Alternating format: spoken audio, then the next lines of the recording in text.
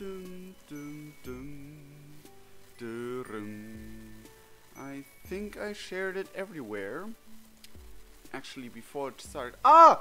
Hello, Nitrum Lover. Hello, Lech. Greetings, everyone, today. Hello, Blue Blood. Howdy.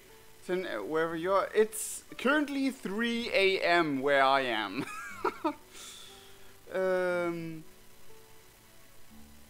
It's 3 a.m. where I am. Hello, Legacy Lex. Hi. I've got a face cam again. And I'm all beardy. Yeah, it took a lot of effort and a lot of searching for the right camera to actually do it, and finally it's done. I had since a week, I think, already. But yeah, greetings everyone. We're in the game. It's finally here, and there's something I want to talk to you about.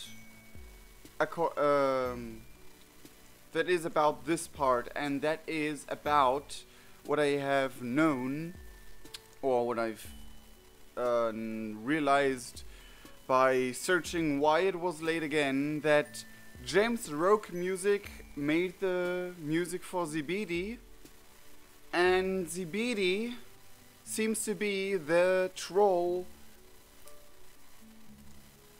that is basically the beekeeper troll that we have all been heard and seen before and about. And actually, as I read his story about ZBD, or about the beekeeper design being forced upon him and having to make his own thing, it was a bit sad. So a big shout out to how ZBD has become, how great he has become, at least from only those few screenshots we have seen until now. But we'll check. So, let's get into it with 29 viewers already watching. And you wanna see ZBD first Nitrum Lover? Okay, then let's Secret JD. According to your profile picture, I can guess what you would like to see first. Waluigi, I've been waiting for Tigiri for forever. I have been waiting for Chahoot for forever, so we're really excited. Everyone's excited. Is it pronounced ZBD? Zabid? Zabid. Zabid. Well, I think since the E's are all the same length, I pronounce it ZBD. Tigiri is the Animu. He's the Animu neckbeard guy. He's like the wet dream of a 9-gigger. Don't know why that landed in my head. Nah. Anyway, let's start. Always said it as ZBD. Secretly JD. I think I saw your name before. Probably on Tumblr. Lin, Tigiri, and the enemy boy. Okay, you've been lucky enough to acquire a bounty of friendships since you arrived on this planet. But there's still an emptiness nestled right in the crook of your heart's atria. That sounds painful.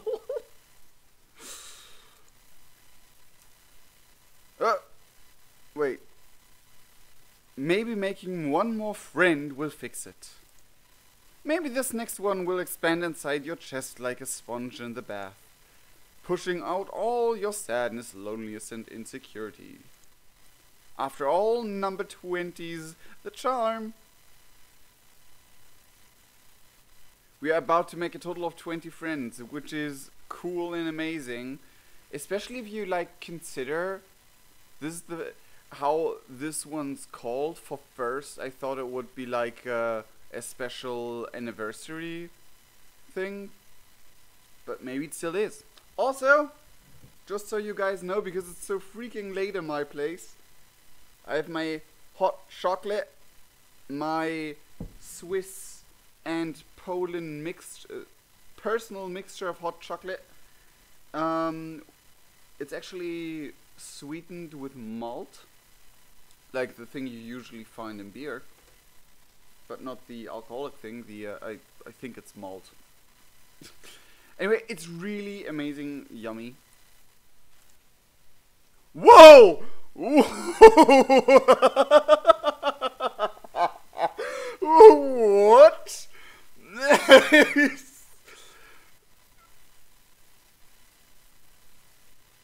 Some bad ending with that camera, but still, what? What? What? That is some kind of self-depiction I've never seen before. Is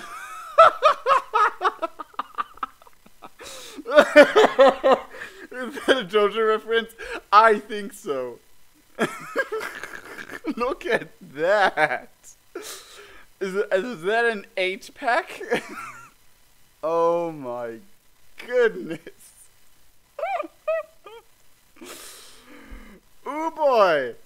Ooh boy.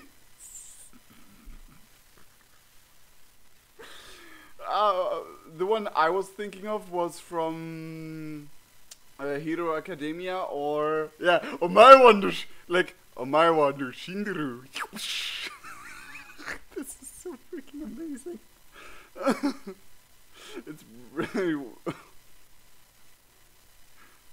it's really, what? That's not glue. It's a braided white thing tied. This one. Oh. Oh! My kittens are drawing nuts. Actually, you now can see them. Joey! Pumpkin, Joey! Whoops! Here's a kitty! Here's a kitty. So you have seen a kitty. Pumpkin, you too? You come to the camera? No? He's too shy. Pumpkin's shy. Okay, you can see it on the front especially. Oh, that. Yeah, it's not glued. It's like a wrap. That's. Thank you, Ledge. They feel loved. Oh, now they're all curious about what I'm doing here. Come here, Pumpkin. Oh, you're fat. Here's Pumpkin. He has like twice the weight of his sister, and yes, those both are siblings. Okay, so to react Friendsim to put his picture on, yes, just like self-fan art. Okay, so let's vote. Yep, that's Pumpkin. That's Pumpkin for you. Pumpkin's keeping me awake the past 2 weeks. No, the past 1.5 weeks. Like, always waking me up at 5 a.m. Like, on the minute. Okay. Yes, Alex Marquis. The cutest babies. They're turning 1 year end of this month. And I am having something special planned for them. Do you just like a friend? But Tigiri is like the. I mean, I love this face from Zibidi, even if it kinda is a little bit scary because it kinda like dehumanizes him, if that makes sense.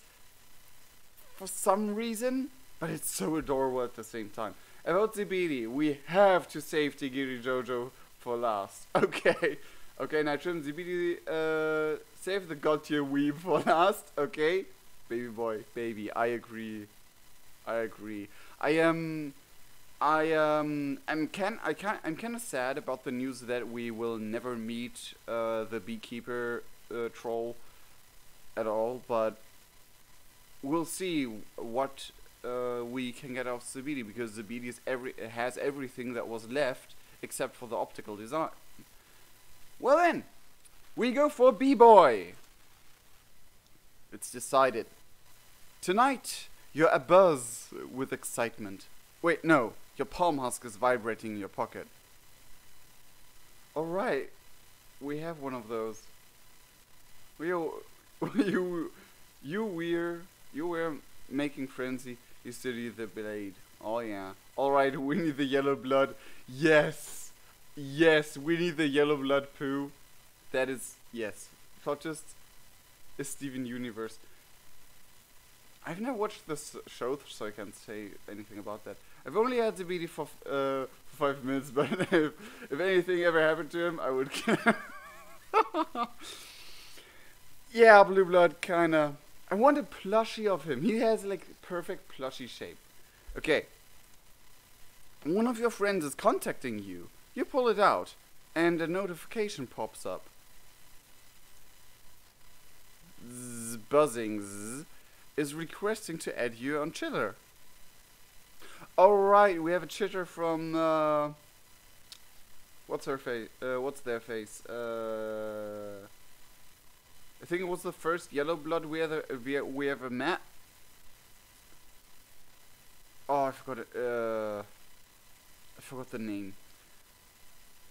Main Nunes. You love them both? Chell? Yep. Security dies a tragic death in Hiveswap. Nah. Won't accept that. Sirava, that's her name. That's their name.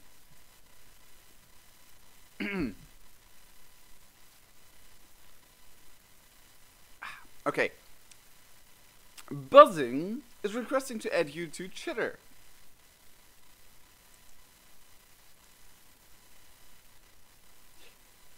Perish? Why?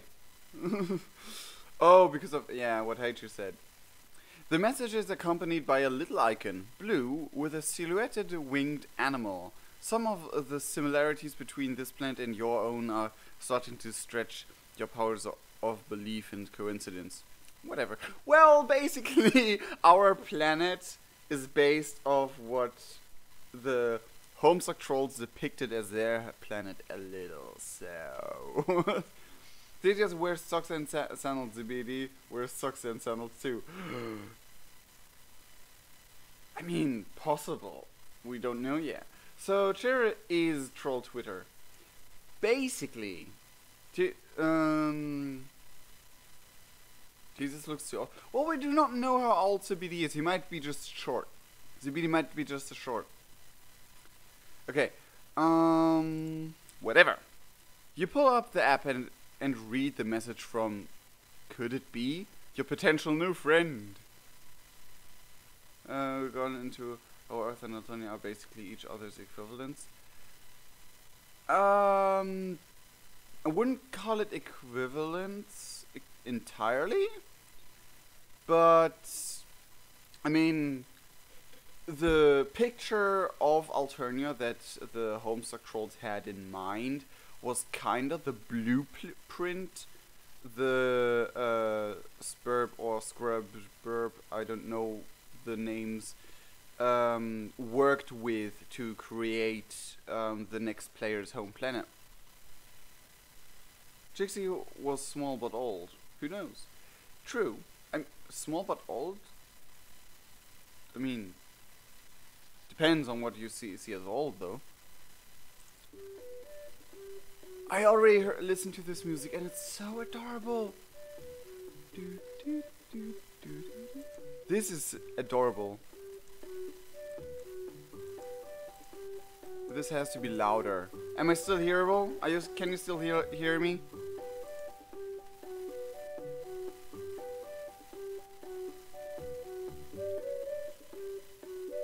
I don't know, Blue Blood, but that smiley, that emoji really suits the music. This music is so adorable. Oh my god, hi! I hope it's okay to contact you. Oops, I should introduce myself. I saw your picture on Sarava's stream. I'm one of their biggest fans. Zebedee is Sarava's fan. Already won me over. I mean, sure, there's a lot to come and it's just a small thing, but still, okay, that's how we meet. Interesting.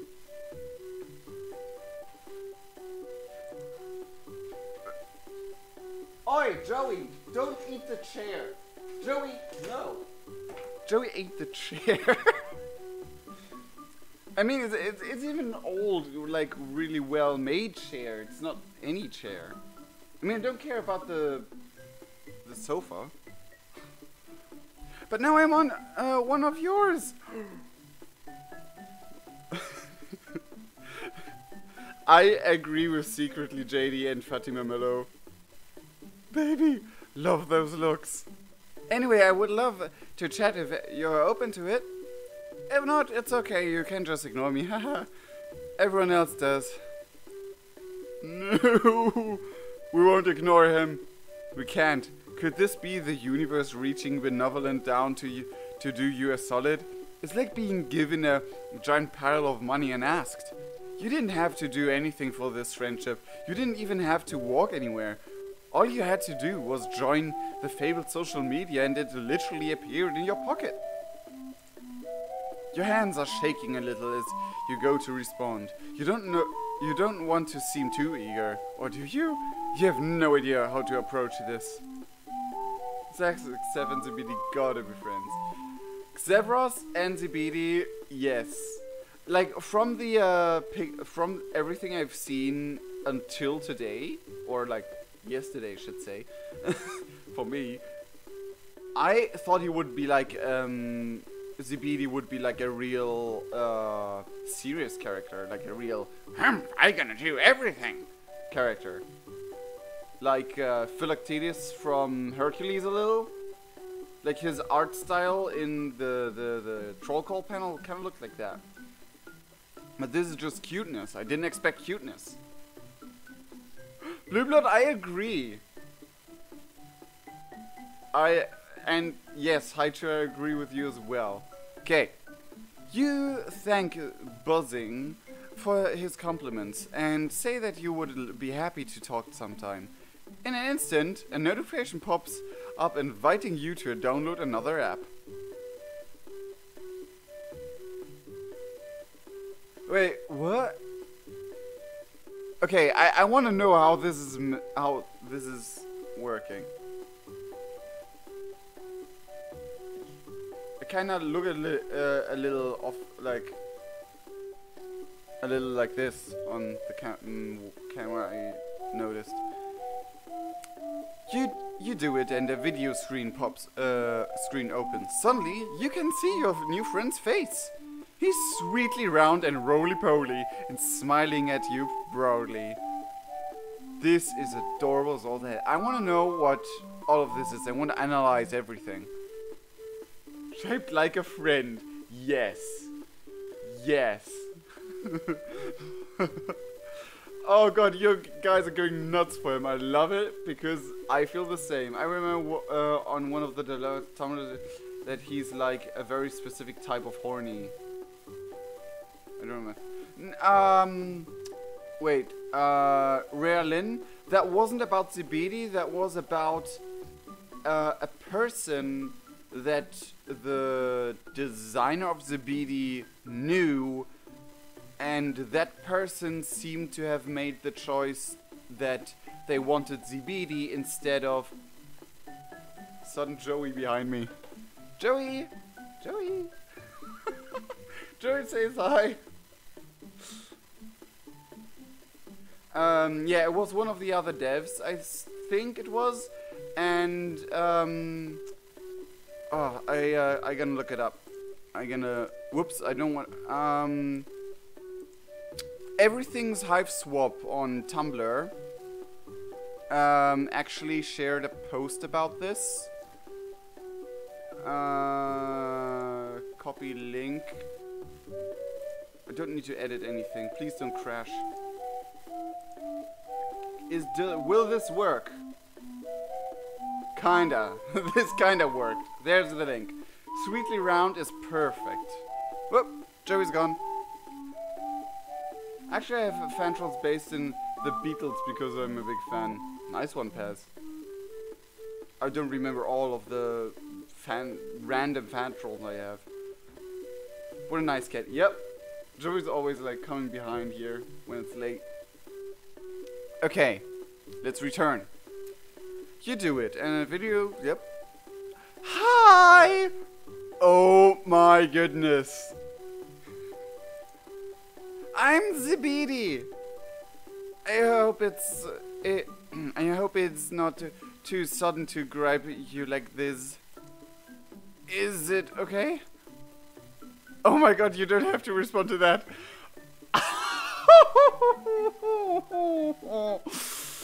I want a plushie of Zibidi. If I ever have the opportunity, I'll make a plushie of Zibidi and then Chixie as second, because I kind of love Chixie's design. But Zibidi just needs to be plushie, needs to become a plush.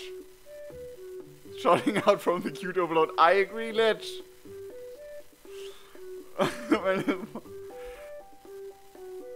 But we will respond. We definitely will respond.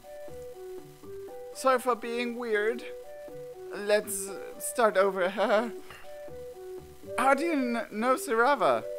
Apart from being extremely friendly, this troll also seems to run both sides of the conversation by himself. Befriending him is the least effort you've ever put into anything. Aww. This is the most huggable friend.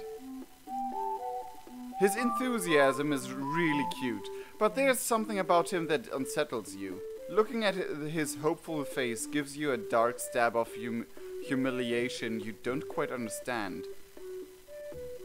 What? How does the...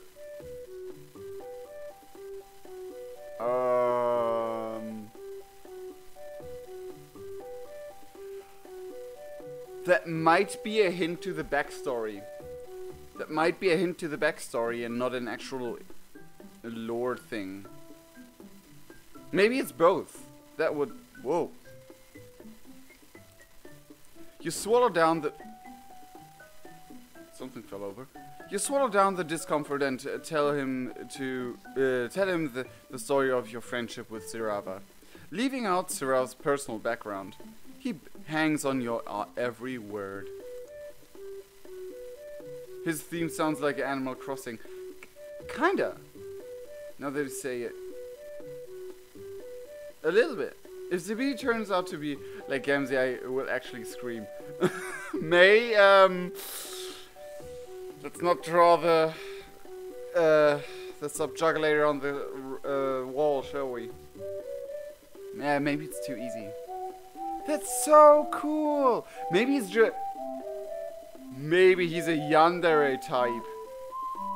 Maybe he's like, I'm your biggest fan, but I want to have you only for myself. A sickly episodic mass murder, and I'm masking it with adorable personality.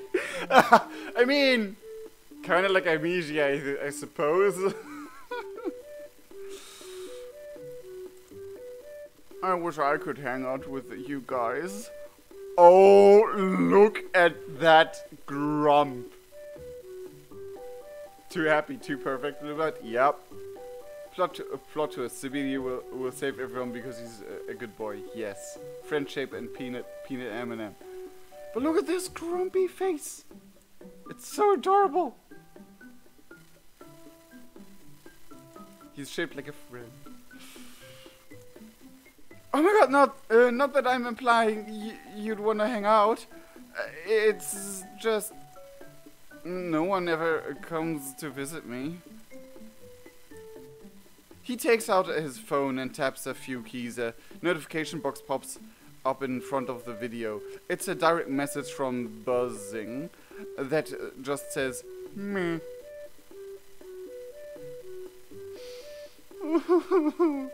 Zibidi is like a mix between Pooh and Eeyore. I will visit him, but I want to fail first. I want to have all the fails out of the way so we have the good ending. The good ending will be remembered. You ask him why that is. I live in the middle of nowhere. It's good for the bees. But I guess no one really thinks it's worth the effort. I'm just trying to make the bee sound. Nah, a fan of the Beatles can't be dangerous. Well, except one but is in jail. Sweet baby, my heart hurts. Yes, Ledge. Don't fail. I will cry if I see him hurts. You. Well, Yeah, but I want to do all the routes. I always did and still want to. We know that his aspect is light. I'm thinking higher a page so far.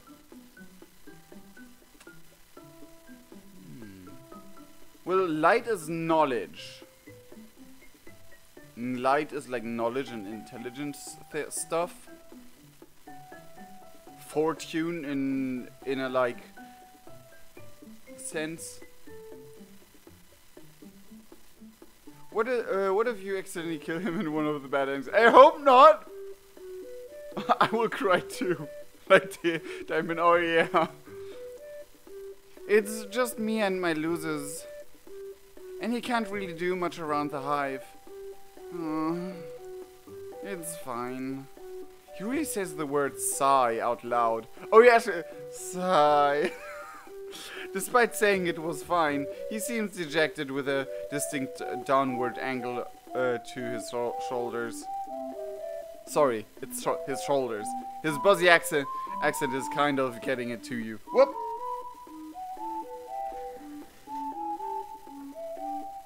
How did you...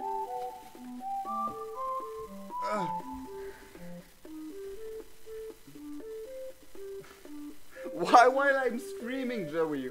Why while I'm streaming? If you wanna join me, come here. Wait, let me make actually some room for you. She's looking totally confused and also fascinated at me putting my my clothes down for a pillow for her to sit on. Come on, Joey, come here. Come here, Joey. She's totally confused. We sent her obsessing over B-boy, yeah. Okay, ask more about where he lives. Ask him if it's really fine. Oh.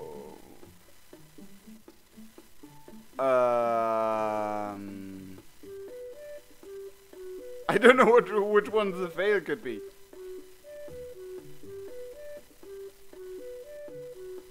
Which one could be the instant fail? Now she sits down. She's really curious and careful about my clothes lying there. Are you okay, Joey? Yes, you are. You're a good girl. A good girl.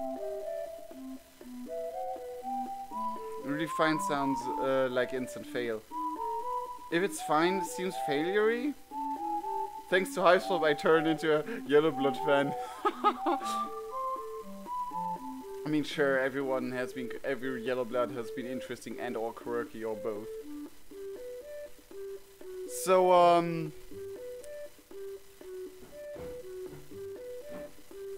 don't know if you can hear that, but... Pumpkin, what are you doing? Oh, you don't hear. What the hell? So... You guess it's fine?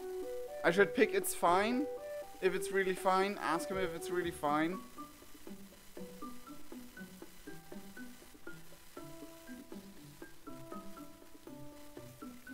What do you say? Blue blood, mostly you have been kind of close to right.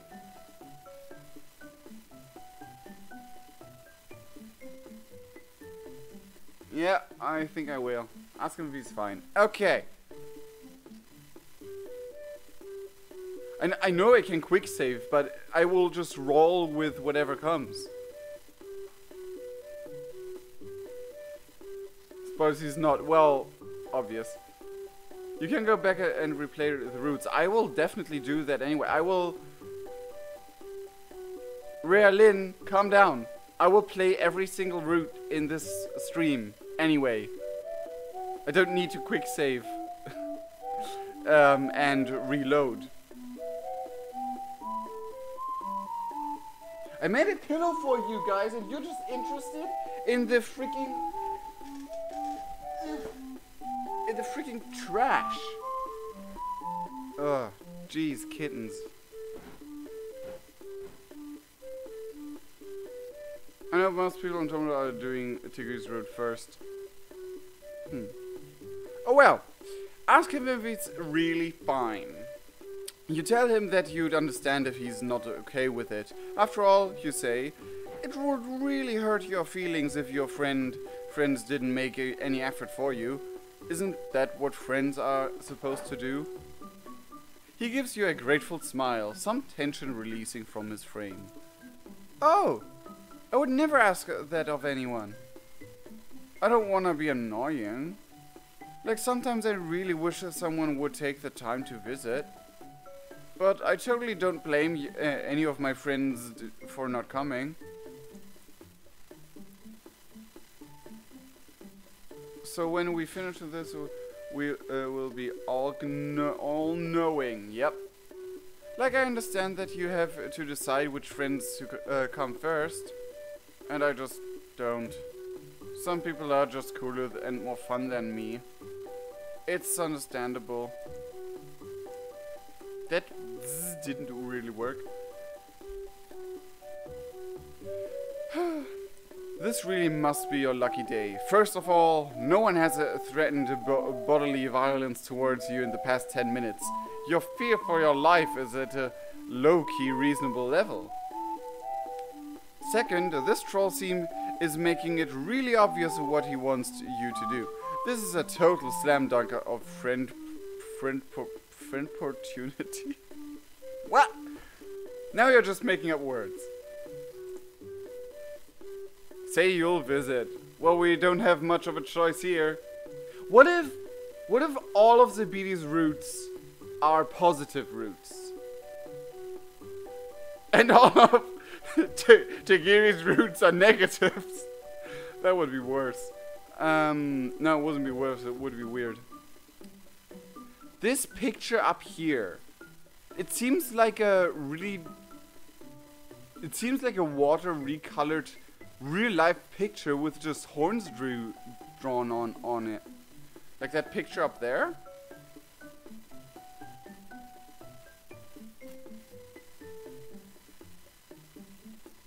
Could it be the devs? Could it be the devs? Is he guilt tripping us into friending him? I mean, we don't know yet. We'll visit. Zabiti's face transforms utterly. It's astonishing. He goes from sullen and shadowed to utterly radiant. Your heart pangs with an overwhelming surge of fellow feeling. True. You've seen other trolls react emotively at the sight of meat and blood. No brain, not that way. And your own body sparkling under the moonlight. Not getting better. Oh, jeez. But Zabiti is the only one with such an extreme reaction to friendship. Man, you're really feeling this little guy. You'll come! Really? That's so cool! Thanks! This is gonna be so good! Oh dear, indeed.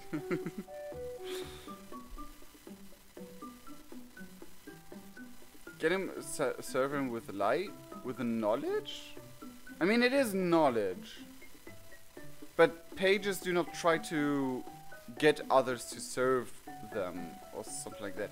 Pages are serving themselves. Pages are the one who provide with their aspect to the fullest extent, if possible. Which is why pages are potentially so powerful. Was it pages? Yeah, it was pages. Because he's hella cute. Yeah. I've learned something very unsettling. Okay, Blue Blood, no spoilers. No spoilers. Relevance. Okay, I'm good. Okay, good. Let's continue with this then. Quality went to shit? Can you change that in the settings? I mean, you should be able to. At least in my settings, nothing changed.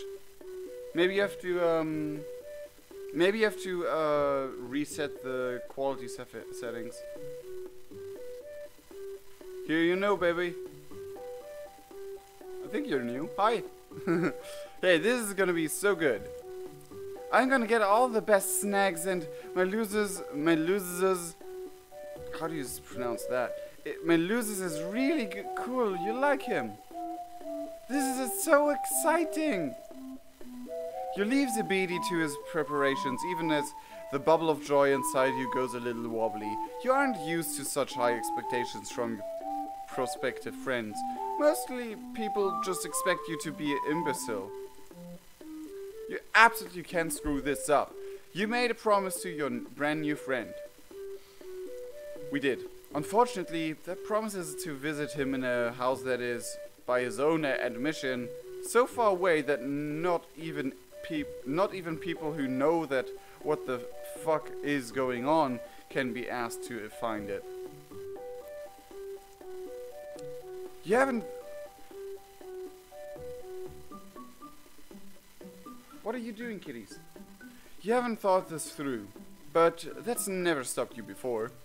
First things first, what old friendships can you call on to help you out? I.e., who is likely to have a vehicle of some kind? You could always call up Tagora to see what he thinks, but you don't want to be too needy with him. Yeah, we don't have that much money to go. What if he goes from baby boy to evil? I actually probably like him more, to be honest.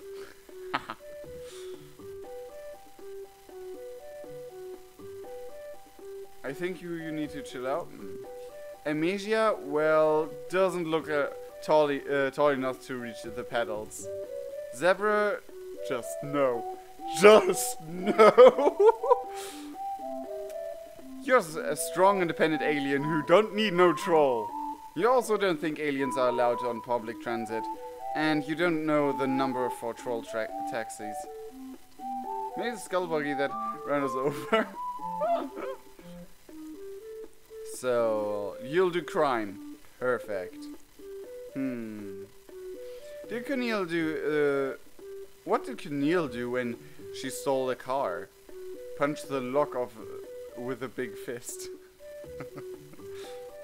You won't be punching off any doors, but eventually you find a car that isn't locked. Almost like someone helpfully left it for you. Ha, sucker.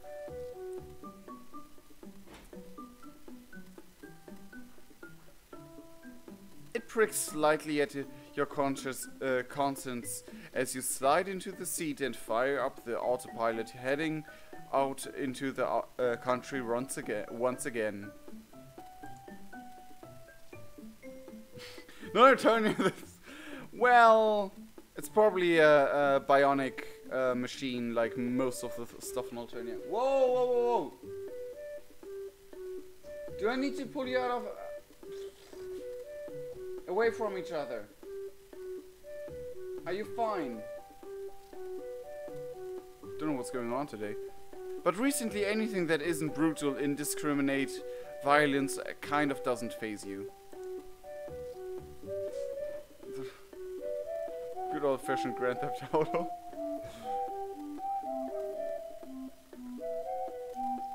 So you stole a car. Big deal. It's not like anybody died. This is it.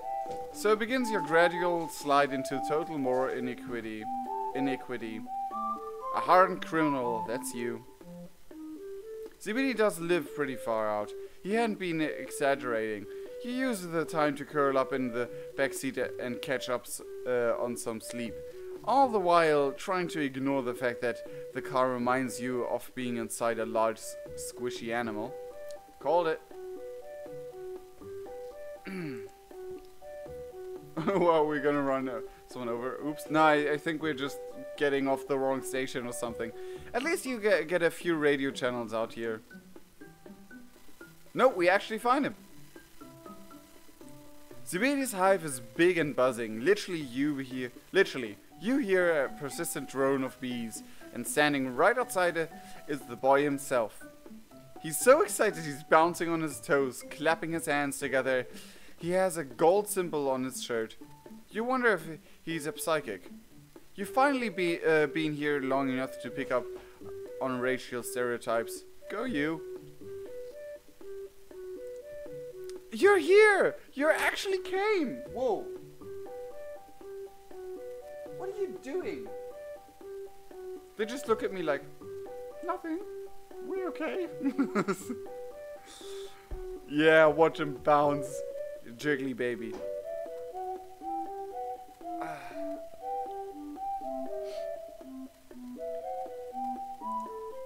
I seriously can't believe that someone actually went out their way to visit me. Well, you don't really have a way to go out of, but you keep that to yourself. You are more than happy to accept the friendship points. Both of you fine. Heckin', my babies are bouncy as well at the moment. Zebedee leads you into his hive, which is like Skiller's. Looks like he made a lot of it himself. Oh my god, the bee, whatever that is, the cup.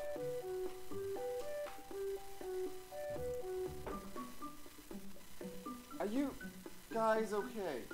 Oh, damn, shouldn't have fed them that much.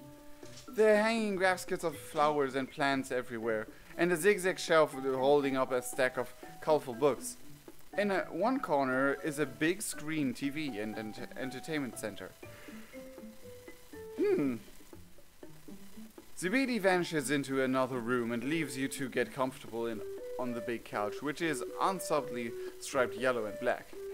The buzzing is pretty loud in here too, and you would look around for bees. You're not thrilled about the bees, honestly. You wish there was some music on your phone to drown them out. You're thinking about following Zebedee and seeing if he needs help. When your phone starts to vibrate, you look down and recognize Sarava's username. I mean, I think Goldbloods kinda have at least some technology with them. I mean, if you look at Solx's side, for example. I mean, sure, he was a psychic, but still, we never know. And the TV screen is gonna be hypnotize you. Nah. Sarava? Answer or let it go to voicemail. What do you guys say?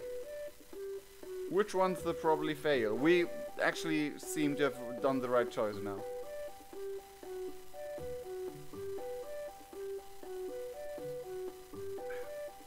When you found one ending and the hot chocolate is always already half empty. Answer? You guys say answer? Everyone's answer, answer. I like the wall of answer.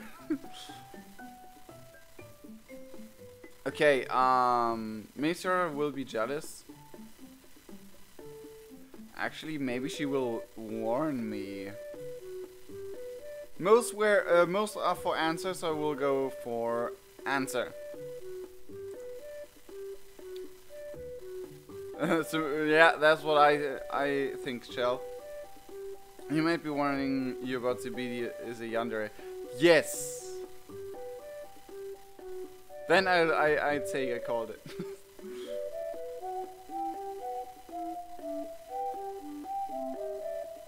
It's hard to keep that in mind because until I played it, Sarava was always she to me, because a lot of people in my surroundings call they a she. Anyway, they might as well. You have no idea how long Zebedee's gonna be in there, and if there's anyone with music, it's this troll. Hey, dude. Sup? Can't believe it took you this long to get on Chitter Lamau. Damn, you're like really lost without my help, huh? Looks like you only got 2 followers though, Lamau. You can feel some nameless tension in you bleed away into the thumb of the lo-fi chill hop beats murmuring softly through Zera's mic. You can feel some nameless tension in you bleed away into... Oh, okay, there we go. Now I understood it. People with narcosis. Yeah, like, neutral characters is a thing that, like, I think if you start looking at someone in our society, it's hard to assume a neutral character, so your brain automatically tries to... I don't know, I won't go into that rabbit hole. Sarava's streams for sweeps. Sarava streams for sweeps. Nice one.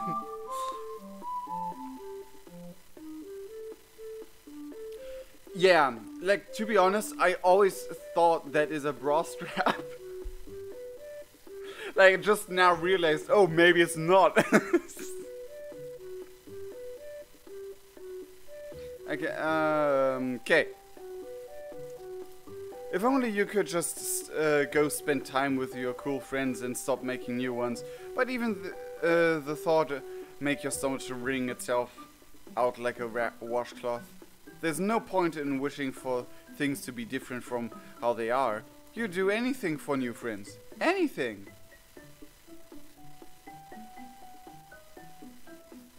Might be there are binders that have straps like that? I mean, I don't know. I never had any interest in binders myself. I mean, I have nothing to bind up with.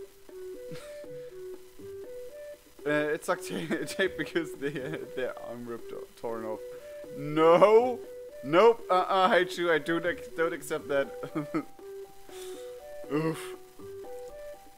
You ask them if they have any chill advice, you know, on how to be a cool guy online.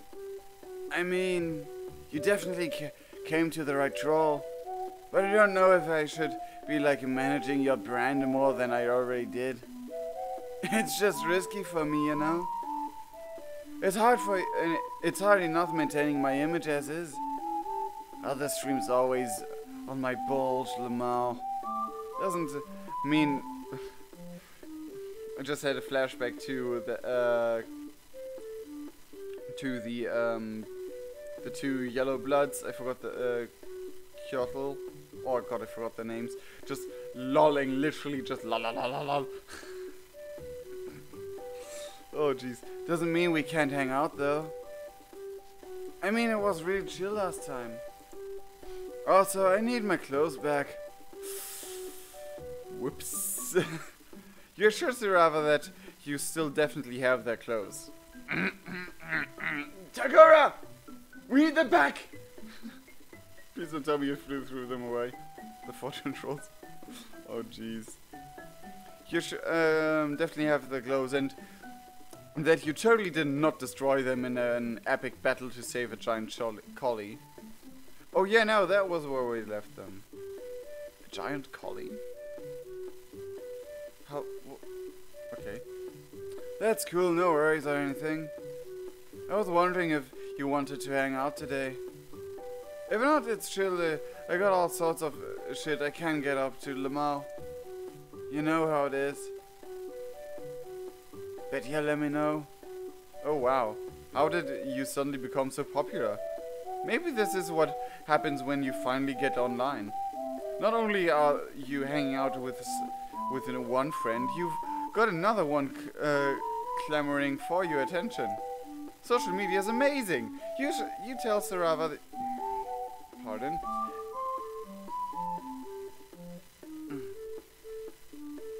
No, I'm good. You tell Sarava you would love to chill, but you're currently out in the middle of nowhere hanging out with someone else. Maybe Sarava has heard of him. Zabedi Tongva. Surely everybody on the internet knows each other. I don't know him. Sorry, lol. You spell out Zabedi's Twitter handle.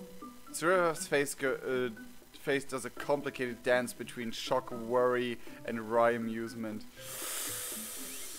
Oh boy! Oh boy! Here it comes. Oh dang. Lamau. What are the odds? Small internet. So Sarah does know him. I mean, I know of him. Man, awkward. Are you guys tight though? You tell Sarah that you aren't tight yet. Pretty loose. But you're working on it. Which is why you're currently in the middle of nowhere sitting on this bee-themed couch. Sarah scratches awkwardly between their horns.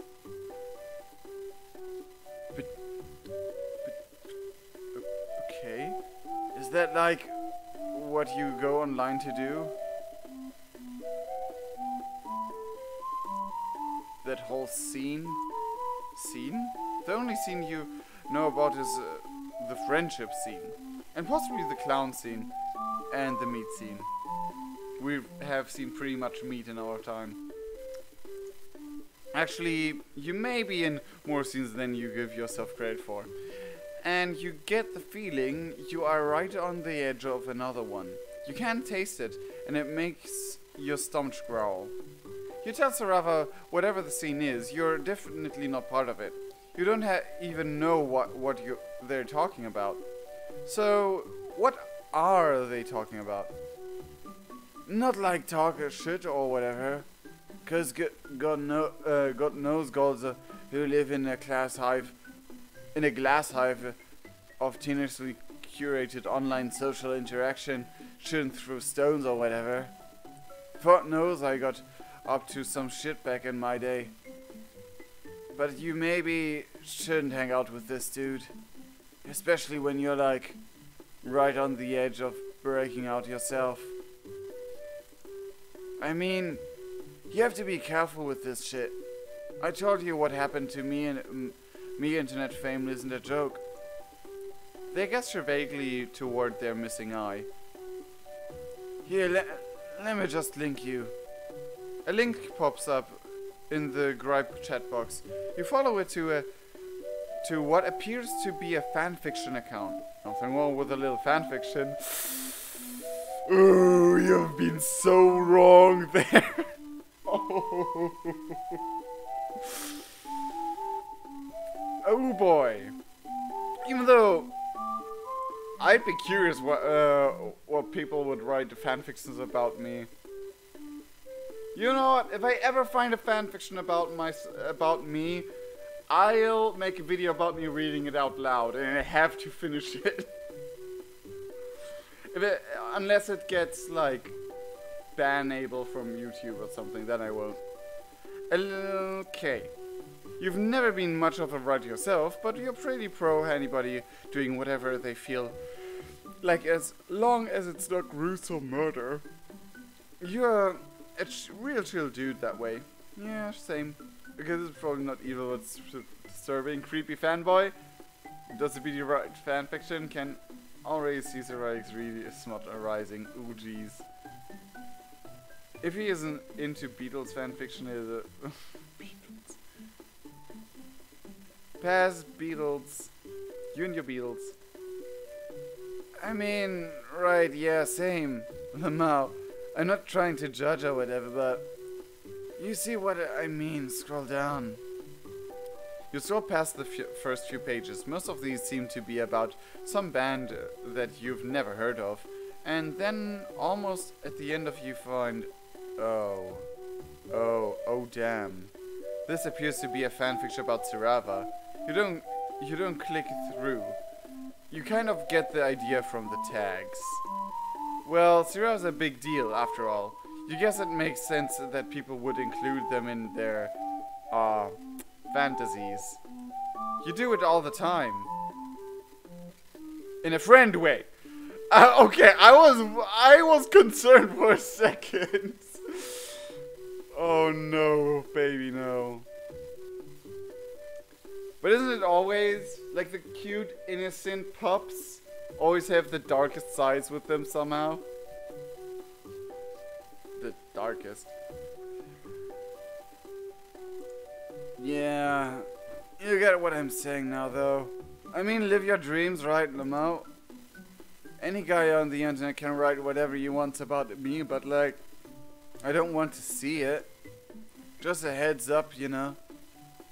You get how that could be a little awkward. You tell Sarava that you will be careful of your infant internet fame. Though you doubt anyone will ever write anything about you. Who'd want to read about you, your dumb fuck exploits?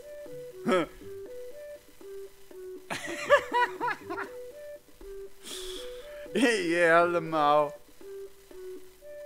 Goldblond Mineta. Not Beatles, but Dreams for Sweeps.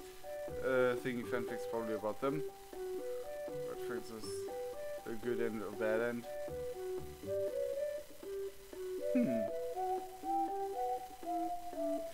I don't know, Lech. I thought he was innocent cinnamon roll. Well, isn't it real people fanfiction? Is that bad? I don't think real people fanfiction is bad. It can get really weird and awkward, especially if you know the people. Like if the people know you. It can get awkward, but I mean, especially if they put themselves out, like for example, like I do, or like Markiplier or Jacksepticeye, who go out with their egos especially and stuff like that. I think it's okay. I don't think anything is wrong with it, but people like... I can't find... like, people like who don't put themselves out that much, but just their work. Like for example, Evelyn. That wouldn't be that would be a bit weird, a bit far going. Or like the animation YouTubers like Jaden Animations, for example. That could get a bit weird. Or like Andrew Hussey himself, probably. Basically. Never anything by Hussey who looks innocent is actually innocent. Except Jade. In my opinion. Fanfiction regarding real people times is creepy and invasive, I think. It can be. If it's like that type of fanfiction, but it always depends on how the people depicted in the fanfiction views it. I mean, there are people who have the full right to say I don't want to have that, I don't want to see that, but I think in some versions, like for example for me, if I ever find it, like, I can't think of any type of fanfiction unless I'm like a psychopathic villain that is not how I am in real life. But except for those, like neutral fanfictions, I suppose are pretty fine with me. I mean, not that it ever happened, but who knows? I have 40 people watching me here. One of you might be a fanfiction writer. I don't know.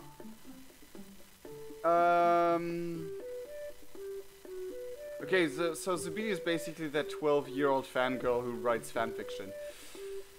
Pretty close. Here in Latin America, a girl wrote a fanfic about two YouTubers and turned it into a book. Isn't that how Twilight started?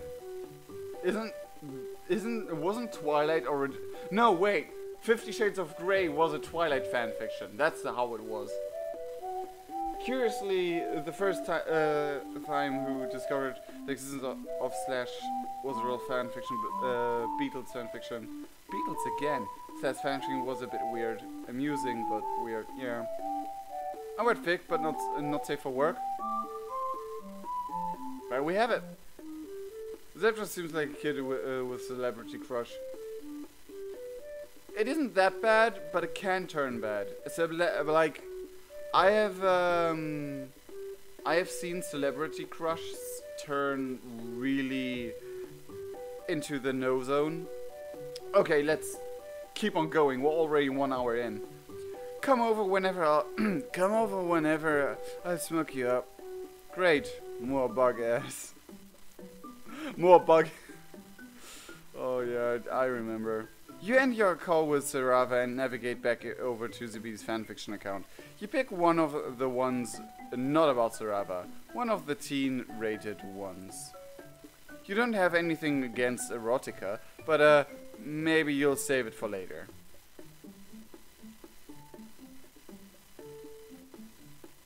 It's okay, Paz. It's totally fine. Reading fanfiction turned into books. Oh. Reader X celebrity. I mean, I can see why there's a market for that. Let's put it that way.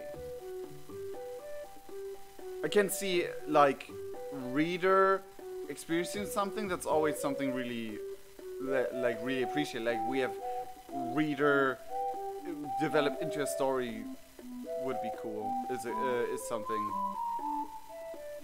Whatever. We can read Alternian now? Wasn't the internet translated in our brain? No, it wasn't. We can read Alternian now. What the hell? I can't believe it. I think it's just a plot device now. Zibidi is poor. That might be a hint on the origination story of Zibidi. That like one of the one who designed the beekeeper troll, that like in the post you can read it. The person who designed the beekeeper troll basically made a troll Sona, so her as a troll, and straight up drew porn of the beekeeper with that in mind, or of herself more or less. So maybe that's a hint towards that.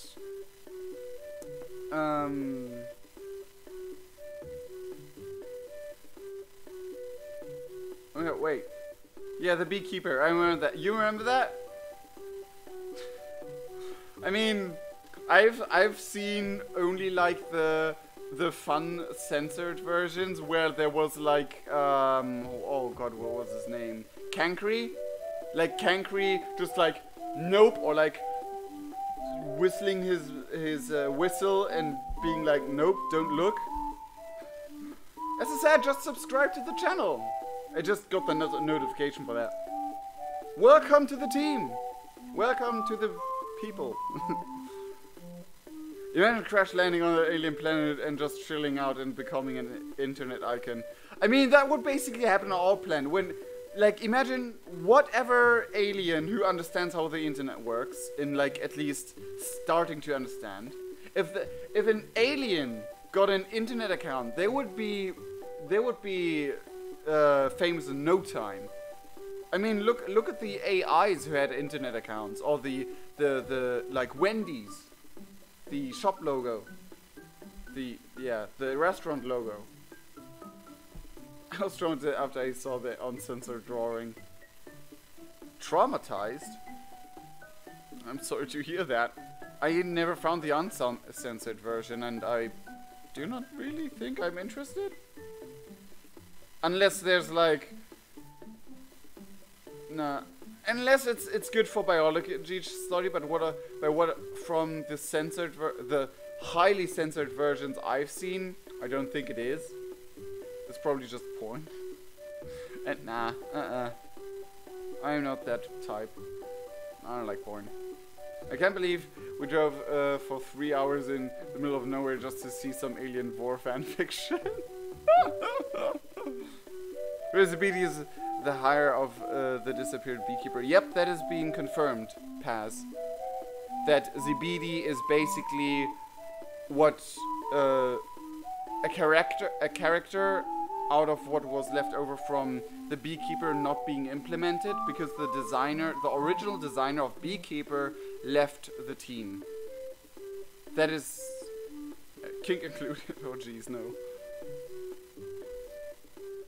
It was the designer of beekeeper themselves uploaded it like uncensored. as far as I know, but I never seen it uncensored. So Google for with it's your danger.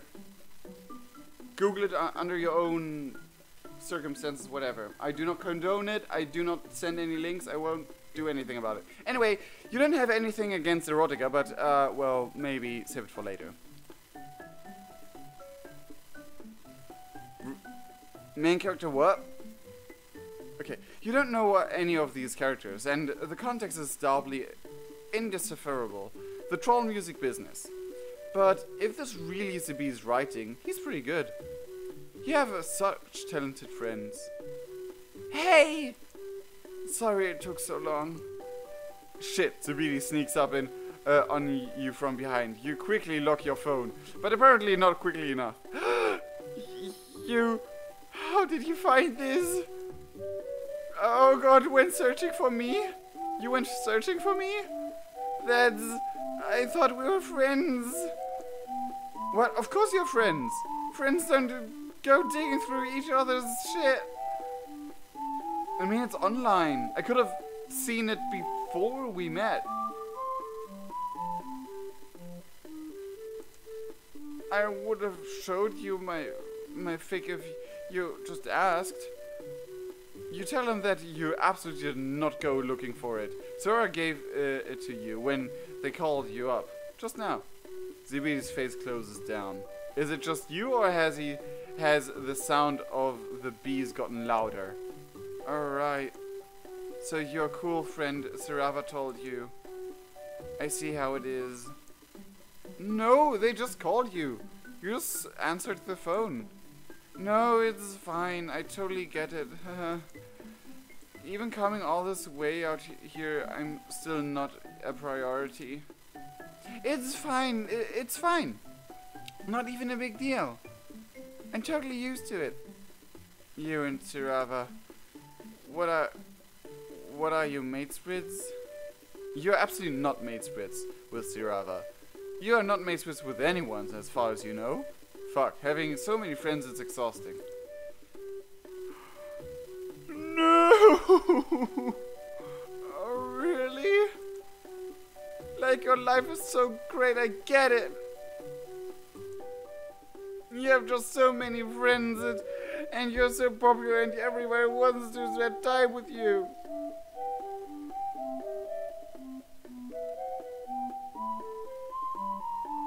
Zabidi, I know you probably write freaky porn fanfictions, but you're still adorable. You're still an innocent, adorable bub. I mean, humans do weirder stuff in your age and younger. Like, seriously.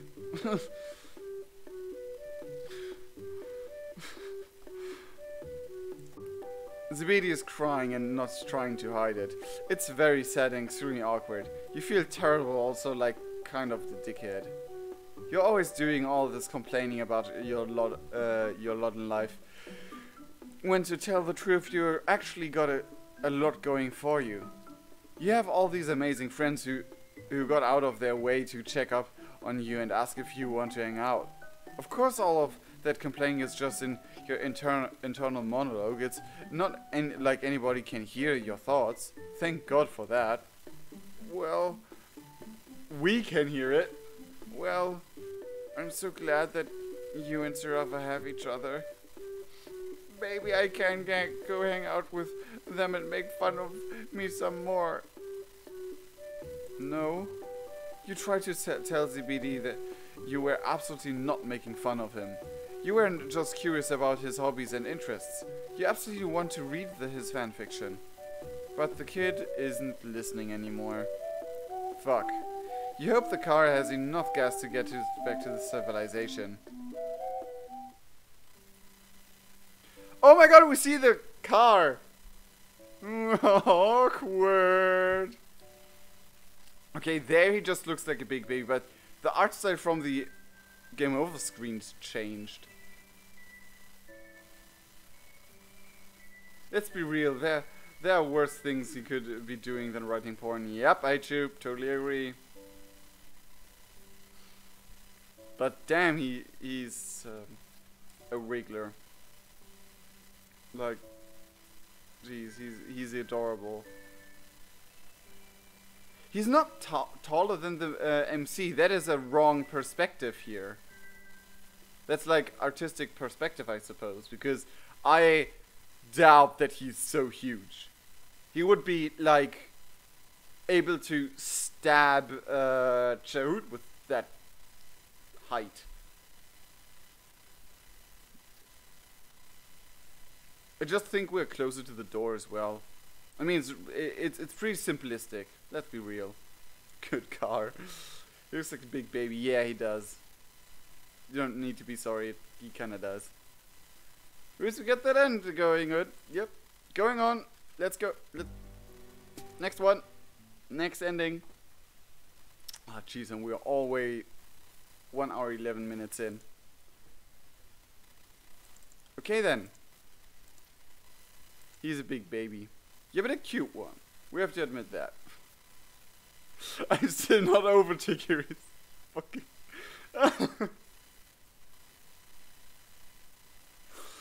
I just can't. Oh, I can't wait. I can't wait for his route as well because of that fucking picture. I hope that. Oh, jeez, no. Okay. This was the other one first. Let's do the other one first. Ask more about where he lives. Tigger's pick is so. What? Just what? That's a good where he lives. That'll be instant death. Hopefully, because that was what we did before. Wasn't what we did before. You say it must be nice to live in the countryside. You mentioned that you did get to see some of the rural Alternia when you met Skilla. And it seemed beautiful. Zibidi's face twists into a grimace. Yeah, I guess. Sensing this as a moment of sympathy, you tell him you're sure his friends would come visit if they were able to make the trek. Sure. It sounds like you did visit another troll that lives in the countryside, though. So I guess you thought she was cooler than me. That's like, it's whatever. I don't need my friends to pick me first. You struggle for words. You want to reassure him, but you also don't know him that well yet. You weakly protest that you didn't mean to say Skilla was cooler than him. You didn't even know him then. Maybe you'll be able to visit him in the future too. Yeah, maybe. I've heard that before. He's not rejecting you, but you get the sense that a wall has been raised. You're sure you're going to keep chatting with Zibidi from time to time, but you get the sense you're never going to become a true friend. You're struck in acquaintanceship limbo. Looks like you failed to earn his trust. Ah, that stings. That face. Oh, jeez. Yeah, he's all about lighting the sense of tension, spotlight. Yeah, but I don't think that is what Light's about, because in Homestuck it has always explained to be about knowledge.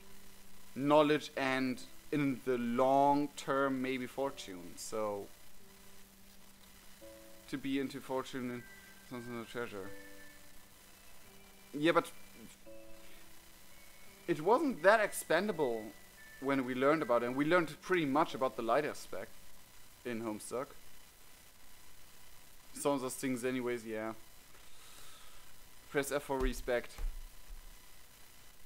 She was into knowledge. She always gained all of the knowledge she needed to success her mission, and she even bragged about it from time to time, that she knows everything about their mission, because she steals the knowledge for her own benefit, which is basically her class spec. Rose was into knowledge as well. Rose was a seer. She was able to see the knowledge. Vriska always, like, as soon as she turned God tier, always knew exactly what to do, except from that one time where Therese stabbed her, because Therese's powers outmatched Vriska's in that part.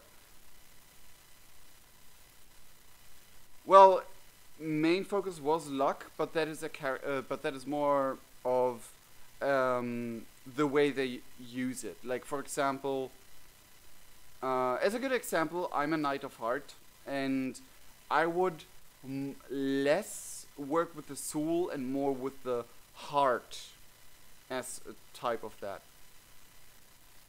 Of shipping, while Dirk was in the sense of his self-soul. Focus can vary. Yeah, the focus can vary, but it still is like various characters who should know explained it that way, and that's why. And also, I've seen that, I don't know if it was mentioned in Homestuck itself, but that she stole the knowledge that she knew how to roll the dice to gain the luck she needed. Like, I mean, luck is based on mathematics, and mathematics as knowledge. And I mean, there was even like, there was a dude who was able to program a computer to roll a dice and exactly predict what number came. He wasn't able to do it himself because of the heartbeat and the breathing. It was kind of not always the exact same, but a robot throwing the dice, it was predictable. No, I'm not saying that you said that as well. It wasn't her. Yeah, it wasn't her, like the main thing we saw when we saw her, is what I'm saying. But it was still one of the main parts, because, I mean, especially at the end, especially after the retcon happened, she knew everything, and she stole the knowledge from wherever. I mean, for example, Rose got her knowledge from the Void, and Light players are kind of imbued with where the elders, the tentacly things, the horrors live and stuff like that. So maybe she stole it from the Void. Stole the I just call it the Void now because of World of Warcraft. Like the Great Dark, the space there, whatever.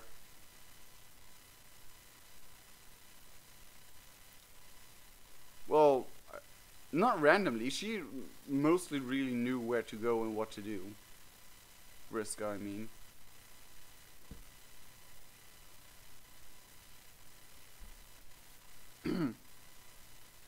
Anyway, let's have the final good ending with our baby boy. Ask him if it's really fine, and we will visit him. This time we'll let it go to voicemail. You decide to just let the call go to voicemail. You're busy with a different friend right now, and you can just call them back on your voice drive home. Or not home, but the closest you've got right now.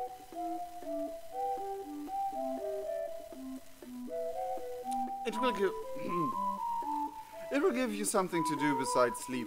You mess around on your phone for a little bit, filling out your profile on your chitter. Alien invasion of one. Just here, I guess. We never spoke in the I perspective, yes. Yet. Not yes.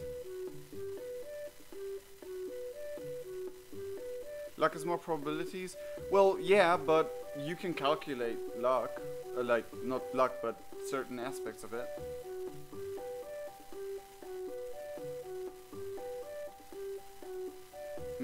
Maths. I actually like. I mean, I think it should. Everyone should have like the calculation of chances and probabilities at some point in school. I mean, if math isn't knowledge, then what it is? What is it? Yum, yum, yum. It tastes so good. Hot chocolate. That's honestly the best you can come up with. You aren't quite sure how your age would translate to troll years sweeps, so you don't bother with it. You've already gained some more followers. Sirava retweeted your intro tweet, or chirp, whatever. Zibidi comes back in with a tray of snacks and 2 glasses of something bright red that you hope isn't Fago or blood, but that goes without saying at this point. Hey, who were you talking to? We talked to someone? I heard your palm house go off. You tell him that you weren't talking to anybody. You let the call go to voicemail. Does he really think you're the kind of person who would take a call from someone else while you're having a hang sesh? Heck no. Well, we were last time. Oh, you didn't have to do that. Zibidi says that, but he's obviously incredibly happy that you did. He sets the tray down and hops up on the couch next to you. So, what do you want to do? I have a bunch of really cool stuff we could check out, but I didn't want to make you just do whatever I wanted. I know we barely know each other, haha. You tell him that whatever he wants to do is fine. With you, you aren't picky in any sense of word. Zibidi seems a little at sea by your lack of an opinion, but eventually he puts on the first episode of a pirate show. This is nice. It's nice to just chill for a little while. But you barely get through the opening credits before Zibidi changes his mind and puts on a show about space pirates instead. But then he gives up on that too. He keeps looking at you for input. But the extent of your experience with troll pop culture is remedial knockoffs of, and that one shitty romance flick Polipa shitty romance flick Polipa took you to see. Okay? He is really happy. Ignorance is a bliss. It is. Oh jeez. You are not informed enough to have an opinion. You are seriously down for whatever. Zibidi does the same thing with the video games for a while, becoming increasingly more distressed. You feel deep empathy at the plight, but also mild annoyance. You understand this unreasonable fear of beefing it in front of your friends. You feel like that pretty much all the time. You eventually should suggest to Zibidi that you could just watch the last thing he watched on GrubTube. GrubTube, they have a YouTube thing! Woo! I mean, I think I already knew that, but still. All things are canon at the same time somehow. Yeah, well, they are, because the entire experiences of this main character aren't canon. But the characters are, and how they are. Not necessarily what we did with them, but yeah. He needs no remedial and do collaborations. I don't think he's making videos himself, I think he just watches them. He eventually suggests that Zibidi could, okay? Zibidi goes a delicate grey color that you've come to realize is the troll version of a blanche. Yeah, we could do that for sure, but you know, a guy's GrubTube query is, you know, kind of personal. Not that I don't trust you. If you can't trust randos you met online and invited to your house, who can you trust, right?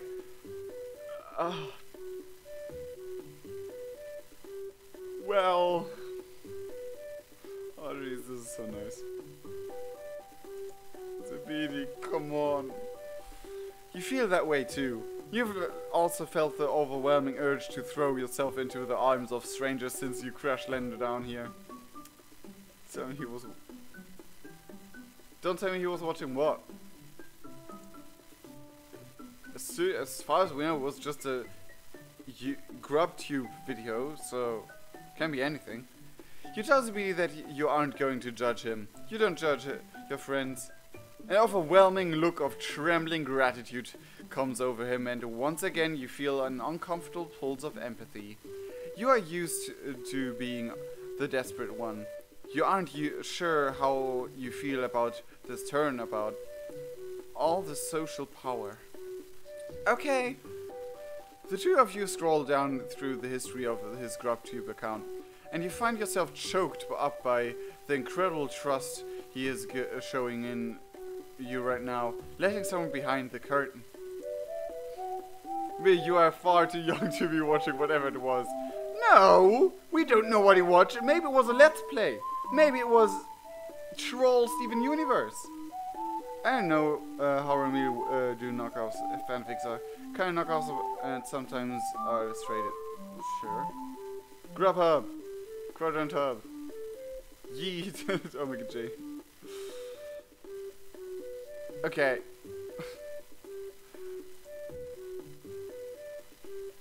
Wait, did I miss something? There doesn't really seem to anything. Okay. There doesn't really seem to be anything worth getting stressed over. No porn or anything.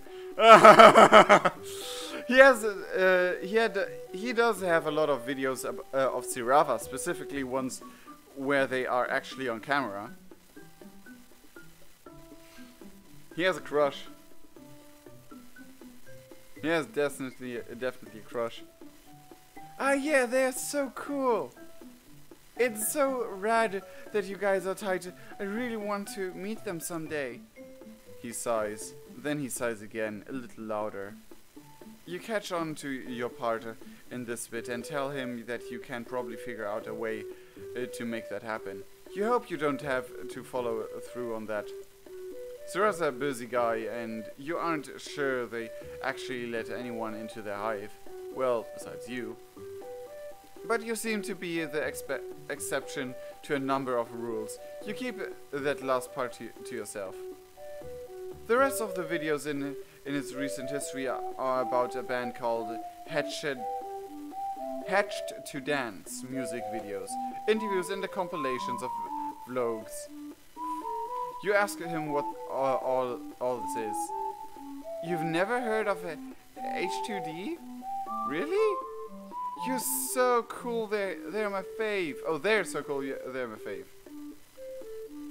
Yep, the thing who... I was thinking, oh. The cares? I don't remember, to be honest. I mean, he gets shifty-eyed. I mean, whatever, they're alright, I guess. Their music is kinda catchy and they have pretty dope group dynamic. You mentioned that all of them seem to be pretty good looking too. Really?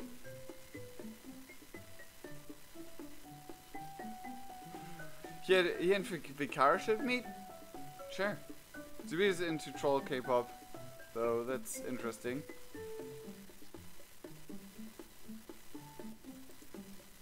You think so? You point out a guy with tall horns that swoosh into hooks and a lot of white hair that falls into his eyes. White hair? This guy is practically handsome. Him? I mean, he's okay, I guess. If you're really basic. What? Not that I think you're basic or anything. He shows you some of the music videos. They have a really high production values and extremely elaborate sets. All of the band members sing and dance and get very close to kissing each other.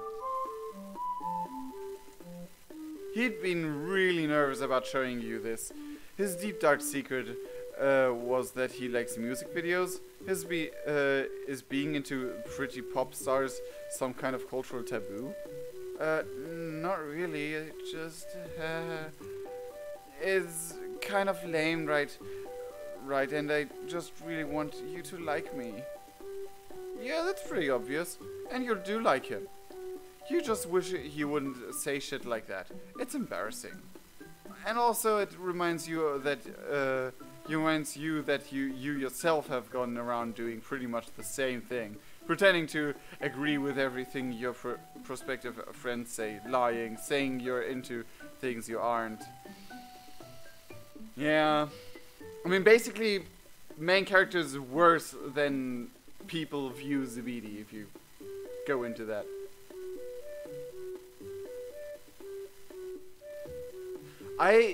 Now that you mentioned that, Paz, I met a person once who was also a Homesick fan, and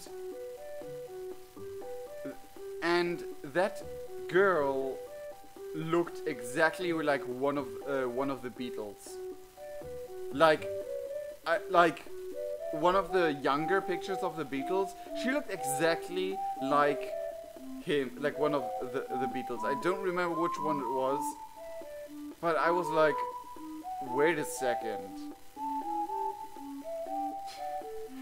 Is she a trans vampire who was born as a male, became one of the Beatles, and then turned into a girl? I mean, we never know. Some of the all generations of pop and rock singing fans are uncommon. Yeah, well, I do like some of their music still. Creative Prince Zebra was a valid for the sake of friendship. Yeah, Lamar. What's weird, Nitrum Lover? That we take hours upon hours for one route? James Roke said Goldbloods were supposed to have chiptune themes. Like as a rule? That's interesting. But this Goldblug doesn't have psionics. Yep. Maybe psionics have chiptunes. You read about that too? Paul's the more feminine look. Maybe that might him an exception. He never said psionics though. Well, maybe Goldbloods. He just figured it might be close enough to say it that way. Friendsim music aren't the official themes. I think. You think really? I mean, have you seen how this theme is called? It would be a bit weird if they were the official themes, but it would also suit them. Like, some of them are really amazing. I mean, literally, this theme is called Beekeeper, I Do Not Know Her. Or like, who's Beekeeper or something like that. 1 second, I can check that. It's right here. Beekeeper who? I don't know her. This is like literally the name of this this song. And the producer of this song actually put a lot of emotional work into this. And even though some might get creepy vibes from Zebedee, I still think he's a cute, adorable little pup. Kinda. And also it reminds you of yourself, yeah. Just all around being a big phony. The circumstances are different for you, though. You're an alien. This is a hostile territory. You don't have a hive or loose or even horns. The song was for the original Beekeeper. Well, I can reread it right here. It's written inside the hive and changing into something a little goofier, weirder. Kept for a long time. People. There's a kitten again.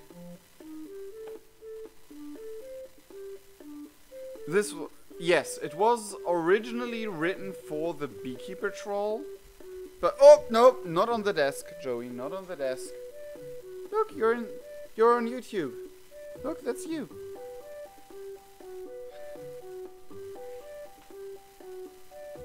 Yep, Joey Clear. Because she's black and white. And also because she's cute. Okay, you don't even have horns. Yep, Diana Banana Kitty. The kitties get more views than I do. Either way, so it's way less pathetic for you to be like this than it is for ZBD, right? Deep down, you know you're full of shit. You're just coming up with reasons to excuse behavior in yourself that you condemn in others. Okay. You hang your head in shame. ZBD, who is not privy to your internal monologue, looks confused. Is it possible that you're doing the wrong thing in your eternal quest for friends? Could it be that, before you can spiral any further into full-blown existential crisis, you hear a noise from outside that you really, really don't like? Several noises, in fact. A crash followed by a thump. No, don't you dare kill my bop. Followed by a, get out here, you fucking piece of shit, you thief.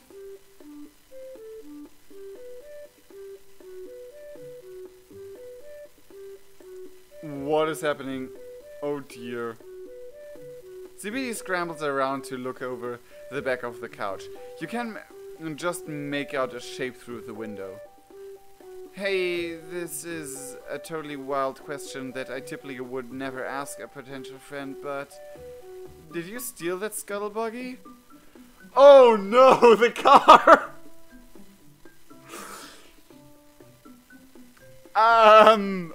Okay. Fuck. Funny story. You didn't know else to get out here. You did it for him, for the nest and friendship. Oh, wow. Nobody's ever stolen a scuttle buggy for me before. Did you forget to take the GPS chip out, though? Because I think whoever you stole it from found it. GPS chip. Right. Fuck. This is not as auspicious start to your life of crime. Maybe you aren't quite ready to go it alone yet. Oh jeez, defend. Dagora, help! Oh man, what about? Maybe it is someone we really know. Maybe it is because before in the last few we always met a second troll in at least one of the runs we already knew. Maybe it's someone. Maybe the scuttlebutt belongs to someone we know. He'd be so happy we stole the car for him. Yep, he is. Maybe another crash and a rattle. It sounds like someone is taking pieces out of the bee's hive. You get up and start for the door. Sweet, wrong but sweet. It is wrong but sweet. If it is the guy who ran us over, I'll be like, well, you ran me over. We're quit now. Who needs Gogo when you need Tizias? Tizias. You get up and start for the door. Hey, what are you doing? You can't go out there like, they look big. And they sound huge, you'll get killed. Right, he's definitely got a point there. But whoever is outside seems intent on demolishing his hive brick by brick. So they're gonna get in eventually anyway. Better for you to go out there now and face the music so that at least one of you gets out of this. Twice the lawyers, twice the chance of success. Yep. Hopefully it works that way. No! The bee stares at you, weird globby golden tears pool out of the corners of his eyes. You would do that? For me? No, nobody's ever offered to die for me before. That's so nice. Oh no. Okay, I thought that was a fly in my chocolate. Yeah, yeah. You're pretty nice. Also pretty idiotic, considering you're about to give yourself up to a big angry troll whose car you absolutely stole. Oh, yes. Yep, and if things goes wrong, there's us, Daya and Cornel. I mean, sure. Oh, dear. Well, it's been fun while it lasted. Actually, it's been mostly terrible. Oh well. Goodbye, cruel world. Wait! You have one hand on the doorknob as Zebedee's shout rings against the walls and ceiling. No one is touching my new friend! Crying, that was cute. I cannot. Yeah. Outside, the buzzing rises to rattling crescendo, so loud that it no longer sounds like animals. It sounds like a weather or a fighter jet. The intruder screams. You wince, but you are also overwhelmed by gratitude and excitement. Zebedee did that for you. What did he do? Did he like literally? Actually send the bees? Get ready for... I do not know what will kill us first. His beauty or his cuteness. Is he really in control of bees? The scream stops after a few seconds and the buzzing gradually recedes. You and Zebedee are left staring at the door, then at each other. Behind you, GrubTube is auto-playing H22 interview, little ambient crackles of the white electricity you've come to associate with psychics refs Zebedee before that fades to. What?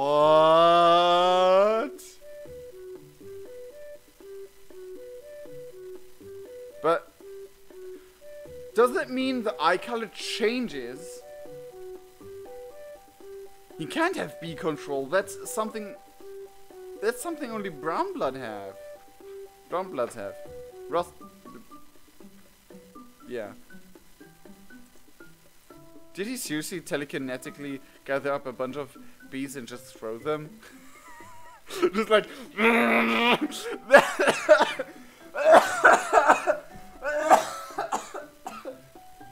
Oh no. Mood bees? No, maybe he did like telekinetically like just grabbed a bunch of bees and threw them. He can't control animals and or bees though. He cannot control bees. He can affect them because of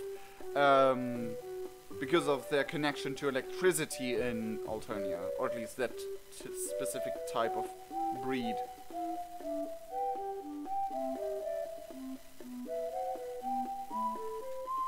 You made the... Yeah.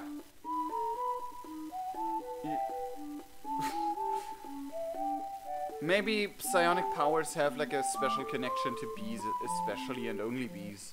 Like the off and on switches thing and electric stuff. No. That sounds hard and potentially dangerous for the bees.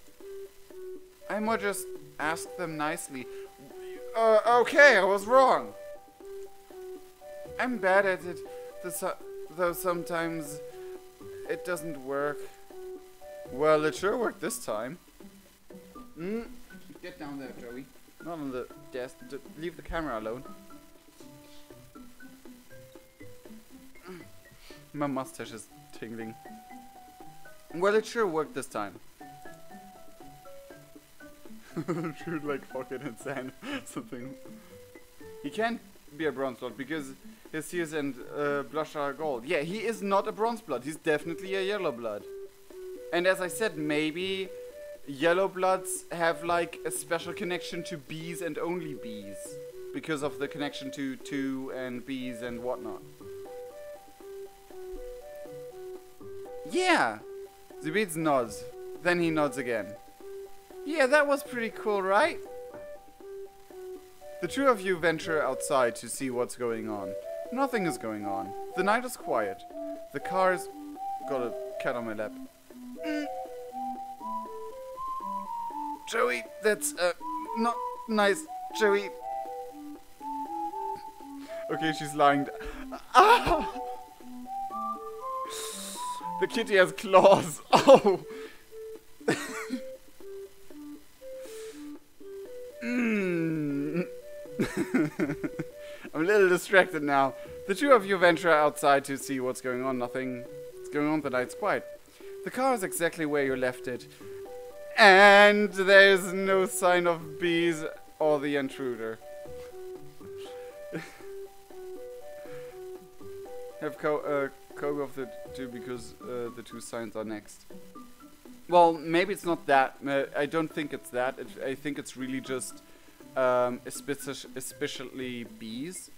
He's a baby boy, if you forget the fact that he writes porn. Well, even though...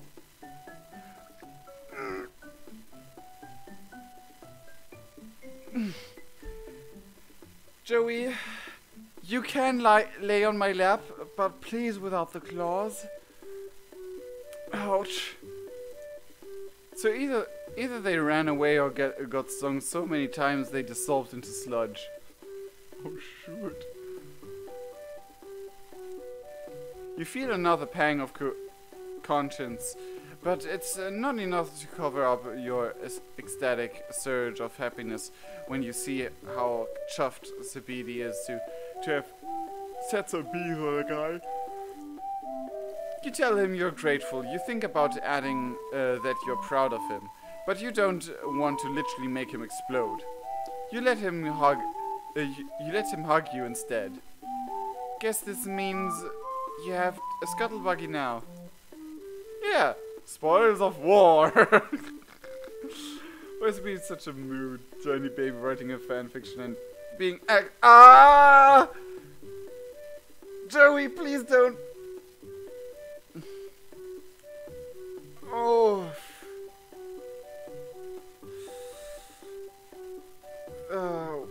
The fanfic thing make him more relatable. He is shy about it, yes.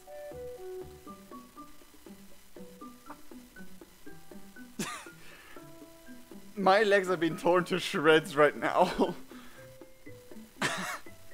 Oh, Joey, damn it! A phone, money, a robe, and now a car. Well, I mean, it's just a matter of time until we get a hive. You want some buttery exploded kernels? You want some buttery exploded kernels? Popcorn, sure. I make them myself. Well, I put the kernels in a pot and explode them. Maybe he's a... if I don't see some sort of fan art of a player in Zabidi riding in the scuttlebug, sooner or later I'm gonna scream. Mood. Mood. I want to have so much fan art. What we're gonna do now is take over the empire. Yep. You tell him that sounds great. He's honestly pretty fun to visit. Minus the sudden attack, you're having a real nice time. And that part was honestly entirely your fault. He should quit putting himself down so much and being such a desperate piece of shit.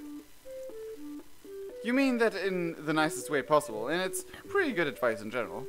You know, just to have floating around out there. Oh my god, we actually see the boy band! But none of them have white hair, what? We can be friends! Finally, we can be friends. I love that. But seriously, that one is a fishy dude. Yeah, sure, Ashkavad. I mean, Sea Dweller. Friendship our way, becoming King Queen. Yep, Miguel I'm playing too. But seriously, look at this boy band. Oh man.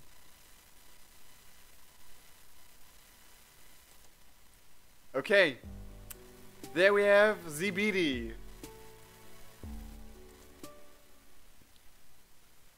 Little B-bro. And now... Troll career confirms, fish confirmed. Well, do they eat sushi there? Do you get what I mean with that? Wee time! Time for Mr. Omewa Shinderu. Seriously, like, this is just a perfect description of him. And Troll Beetles confirm. My hand missed the B key. It's okay. Come on. Like, this is so Omewa no Shinderu.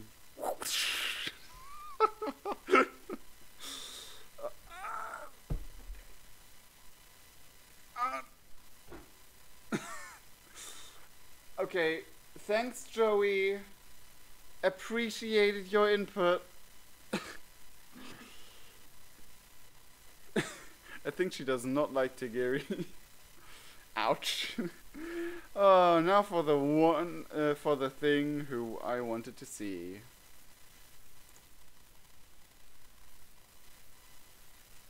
Is the audio just weird for me? Why is it weird? What's up, Fatima? I mean, you can scuttle around a bit.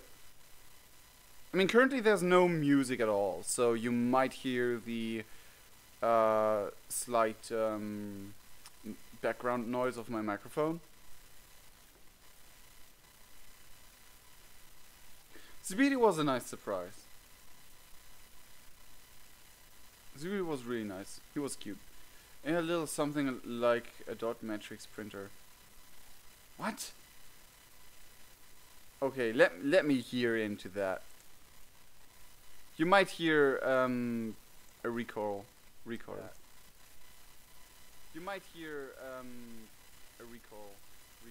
Yeah, I am definitely that is my microphone because my house is an electrical nightmare. Like, if lightning hits in the general facility of where I live, most likely my screens would just explode into my face. Because this house is wired horribly and it's not grounded at all, which is why my computer isn't correctly grounded. So the sound you hear, like the printer sound you hear, is the graphic card. If I open World of Warcraft, it gets worse. It really gets worse. It's the graphic card you hear. And I just hope if I move to a new location, it'll be better. Don't worry, Lech. I always literally just plug everything out of the plugs whenever a storm comes. I won't die just yet. You have to deal with me a little longer. Okay then. Besides it being freaking hot in this because of the light here, is it actually okay like that? 1 second. Let me.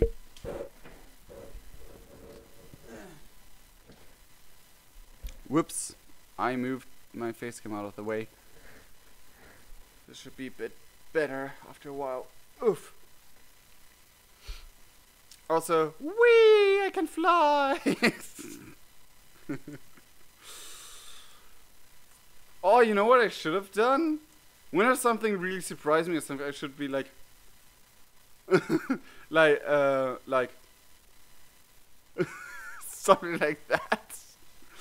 Oh, I love playing around with effects like that. Anyway, let's continue. Oh, actually, no. Let's I need like a 2 seconds break.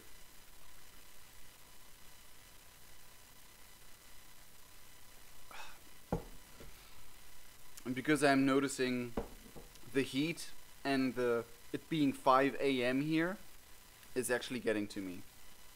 So, in order to take care of my health, I'll be back in a minute. And during that time, because there's no music here, for some reason, well, I know the reason, but for that time, I'll just,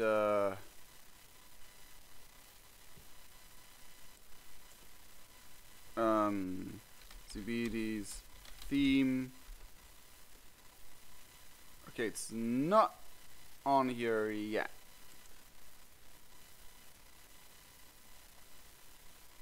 Where was the link? Here we go.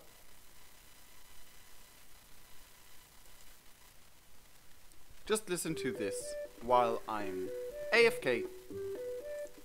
And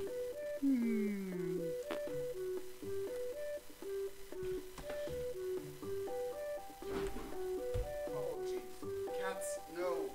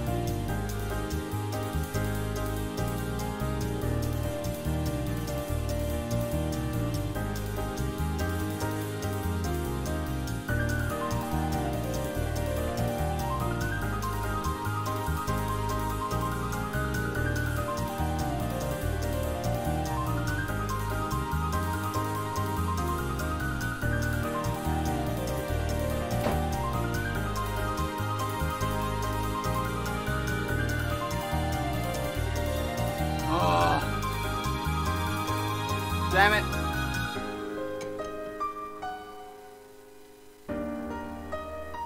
Wait, what?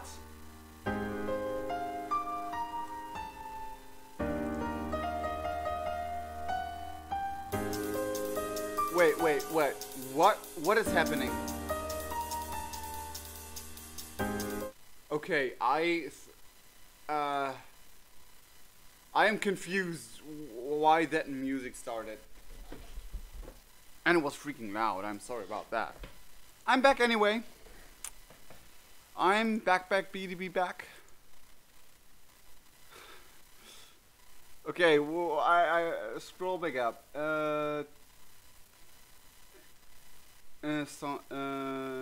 Interference sounds, yep, it is. I hope you're safe. I am safe. Dude. The music is perfect for this. The new elevator stuck. Oh, for some reason, the sound just continued. The music thingy just continued running. I'm back. Hi. Maybe my cat's tripped on it or something. What the? Yeah, I just left on the music from the music from Zibidi, and then automatically something else started, and I do not know what it was. Yeah, it was a jazz version of Black. Can't get over the BD. The music changed. Yeah, I'm sorry about that. Straight up wrote smut about Sarava. Fucking hermit. I mean, come on. Haven't we all at least thought about doing something in that direction? Where's my spoon? Kinsui ate my spoon.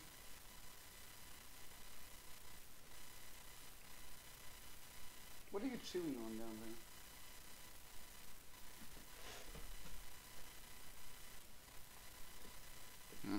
I don't know. You're not judging him. That's good. Good Sibelius, babe. Yeah, them meeting in person.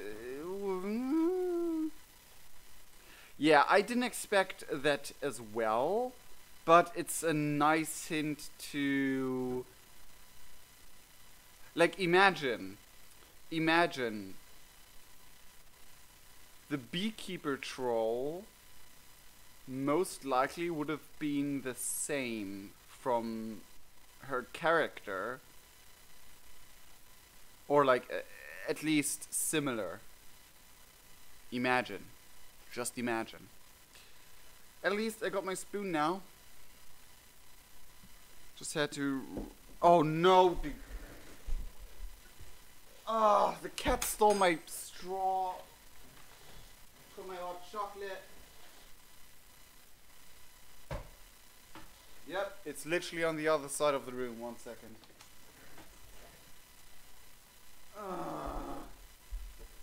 Cats!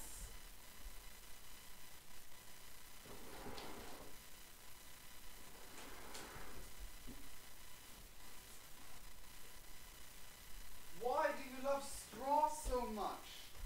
Like, seriously. You can even get poisoned by the chocolate, you idiots. Well, at least there wasn't much in it.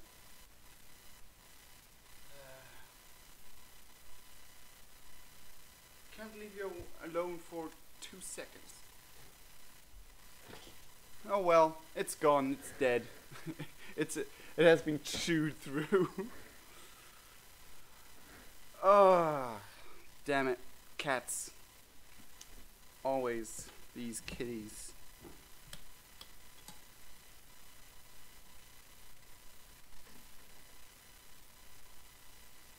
Talking about you, Pumpkin. Okay then. No, not Rip Cat. Not Rip. It has been like 2...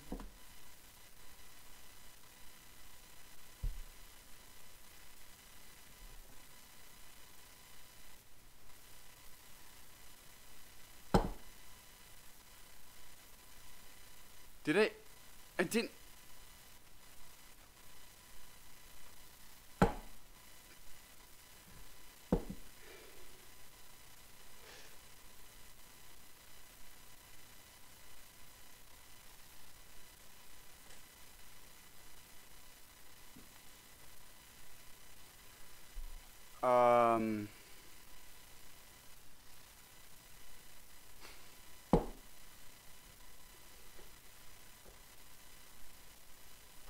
I mean...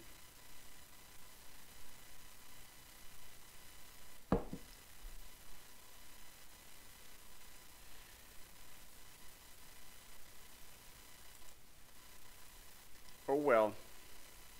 It wasn't enough to harm them, but they would definitely get sick a little.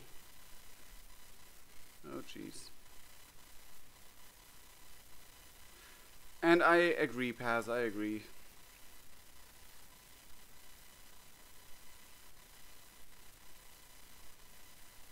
It looks wind electricity things? Kinda looks like that, yeah. Anyway, let's continue this disaster.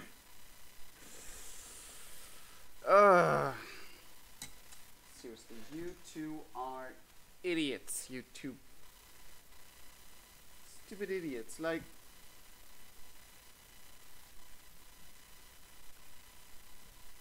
how did you even Oh, now I see. Yeah, there's evidence. There's cat hair on the edge. You stupid little fuckers. Sometimes I'm just... It's just too much. Well, you have to deal with the stomach ache.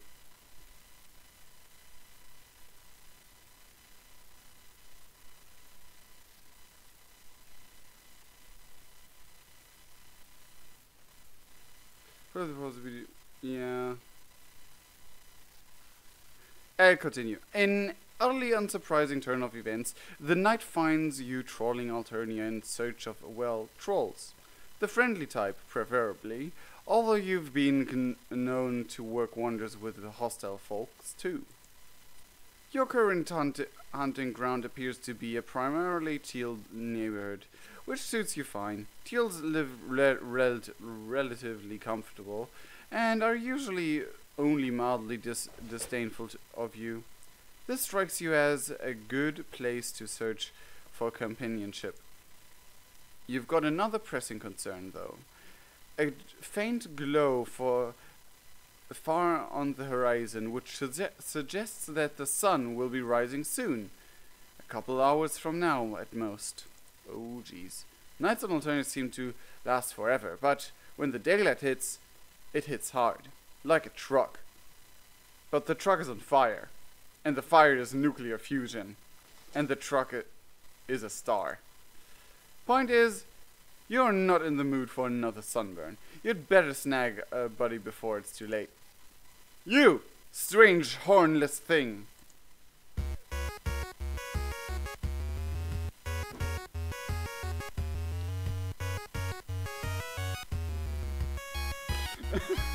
Didn't expect the 8-bit thing. Did not expect the 8-bit thing.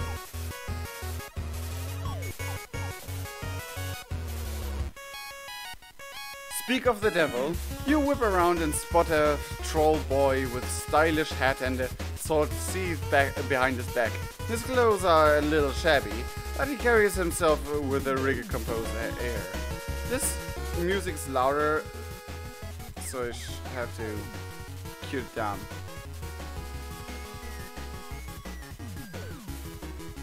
What are you, some kind of muted troll? Or another sentient creature? Definitely the latter, you say. Unless you would prefer the former, in which case you are that, actually. But mutants, you've learned, are not particularly well liked on this planet.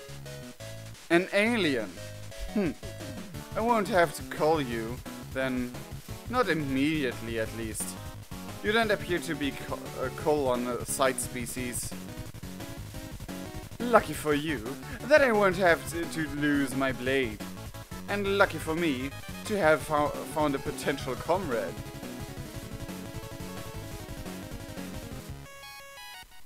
Yep, as eyes do. I know what you seek. Shelter and friendship, not necessarily in that order. You're about to speak up, but he's already moving on. You seek the meeting place of the Eastern Alternian Fine Animated Art Appreciation Society. Weeb it is!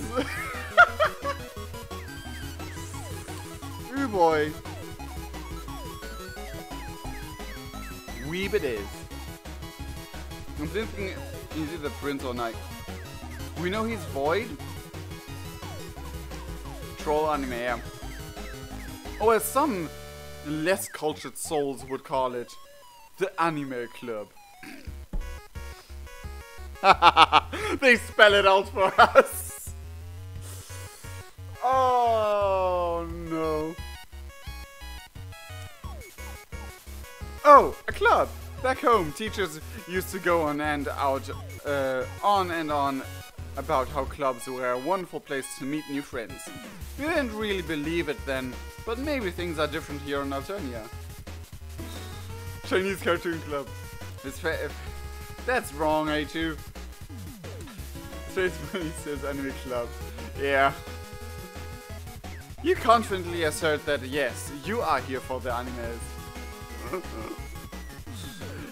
If he's competent at fighting, he might be a knight. If not, I'm betting Prince on the grounds that as a Prince of Void, he would destroy nothing. He would destroy nothingness, probably creating stuff. No, wait. A friend of mine is a Prince of Void, and we figured Prince of Void are basically creators. They create stuff from nothing, from scratch. Similar like Roxy does, but in a much larger scale, in a much vaster scale, and more not permanent, but frequent. That is something we actually found out, and I'd rather think knight for him until now, but him wielding a sword doesn't mean anything. You confidently assert that yes, you're here for the animes. Good. I feared I was going to have to cancel tonight's meeting due to no-shows, but no, now it can be proceeded as scheduled. Follow me. He gestures toward his hive and begins to stride confidently toward it. But then he rethinks it, pausing to look back at you. Wait. Subs or dubs? Subs or dubs?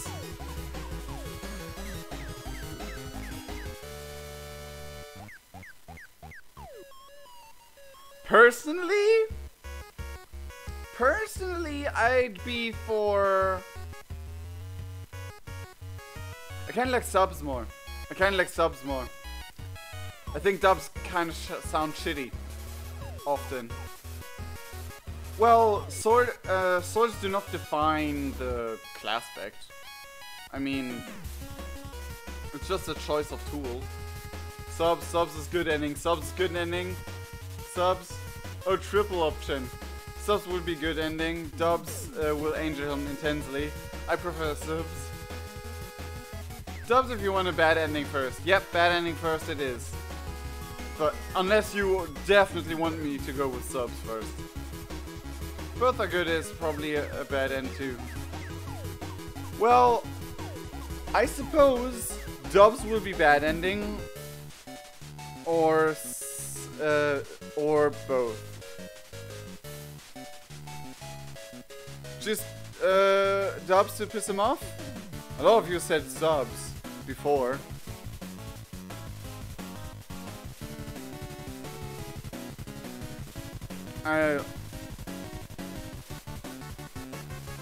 Hate you changed your mind, Paz? Did not? Someone changed their mind, didn't they? I don't think so. So the correct answer would be subs. But dubs would most likely get us killed, and that's what we want first. Dubs then it is. As you guys said. Dubs. Perfect. A fellow connoisseur. What?!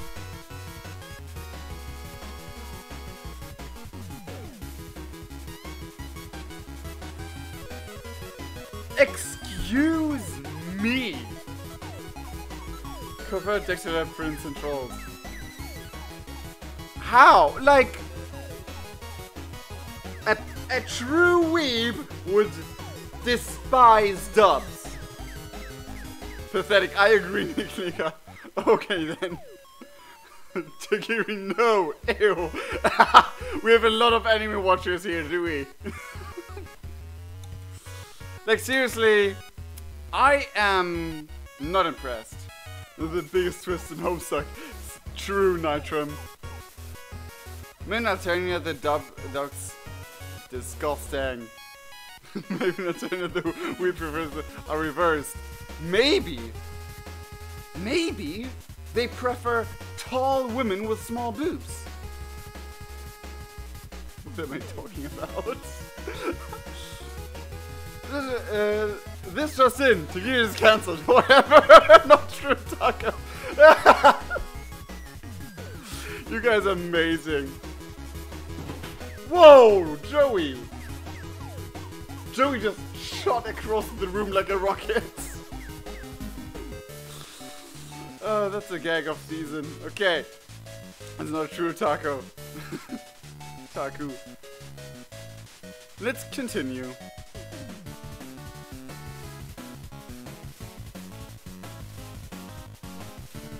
Is that wearing a string? Is that's Monkey D. Luffy. That's definitely Monkey D. Ruffy. You see him? He's a fake weeb. The pillows, yes, and they're all full of slime. But this poster is pretty cool as well. It kind of reminds me of something. Oh geez, that big boobed. And big dragon. This is proper weeb stuff. Is that Tavros? Nah, it's not. I think that's that One Piece things. It's not Tavros. It looks pretty similar though. Polipa? I thought you saw... Maybe.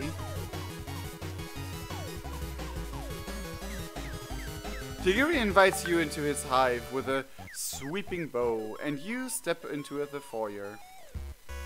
The hive looked normal from the outside, normal by troll standards at least, but the inner decor has an entirely different vibe to it. It reminds you of Japanese architecture. Don't tell me. Oh. Oh, on the screen? Oh, this is a mix between Ichigo's and Cloud's thing. On the screen, really? Let me see. It is! Oh my god, he's playing! Oh my god! The sign above his Rakubara-kun says Opai. Opai, yeah. Look at the Shenlong like it loses. Yep. But seriously, did you see in the background? That was literally him playing this game. That's amazing. Oh, I hope the kittens didn't poop anywhere else but the toilet. Fucking nonsense. Yep, blue blood, same. Or, what if Keneal is actually a better known person among some trolls, and they made a sim date game, like one of those typical anime sim date games about her.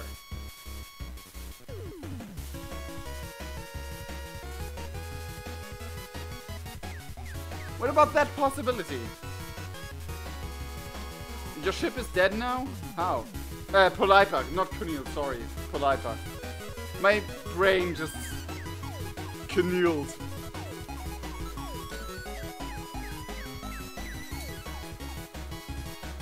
Also, I'm eating fruit with vanilla sauce.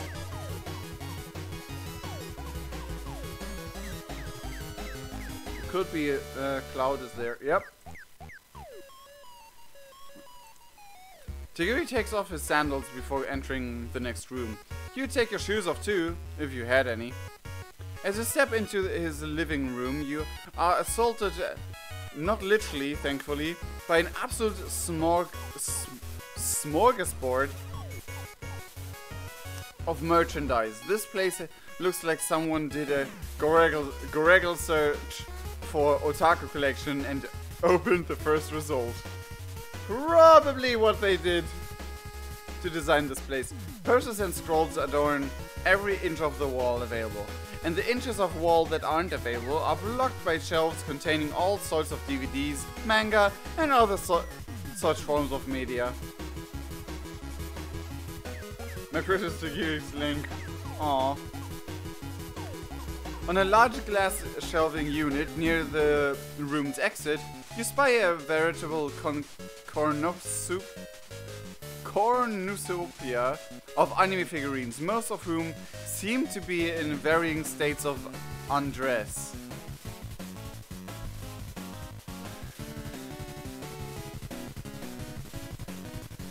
You would like to describe it as tasteful nudity, but you would like to describe yourself as the most popular person on Alternia, and both would be a lie. You need meet him, you have still. Yep. Tigiri has arranged his merch meticulously according to blood color. Okay, from red at the bottom to foxy at the top. Huh. I see you are admiring my finest East Alternian collectibles. I never ship again. Nah, still ship. Never stop the shipping. Never stop the shipping. I polish them daily, just as I polish my blade. Bling! Oh, it's actually animated! Don't touch them, or you'll taste folded steel. You slowly retract your hand, you wouldn't dream of touching them. That was never ever something you were planning on doing. You won't even breathe on them. In fact, you step far away from the collectibles just in case. It's a Shiba Inu dragon mix? With that step, you bump into something behind you and hear a soft ruff. As you spin around to look, you see what must be Tyrese Lucis surveying you with an intense gaze. We will see what his eyes look like. Maybe never. Don't lose hope. Shiba! It's a Doge! It looks a lot like a Shiba Inu if they were twice the size and had opposable everything. It has thumbs. And a tail. Opposable tail. Honestly, watching it scuttle around like a monkey while sniffing at you is pretty entrancing. That's disturbing, yeah, chill, I agree. It's still a popple though.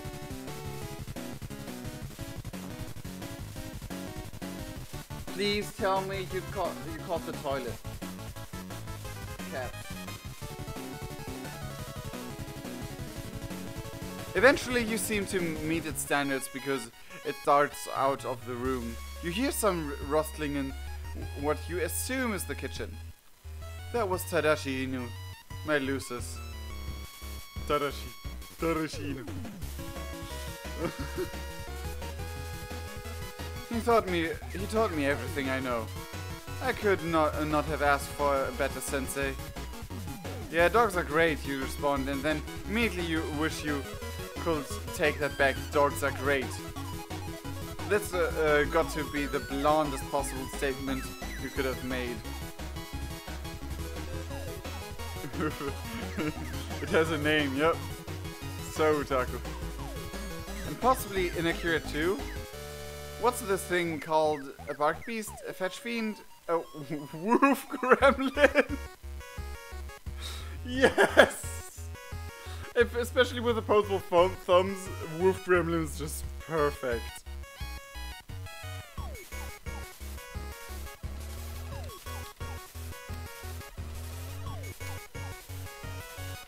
Oh, jeez.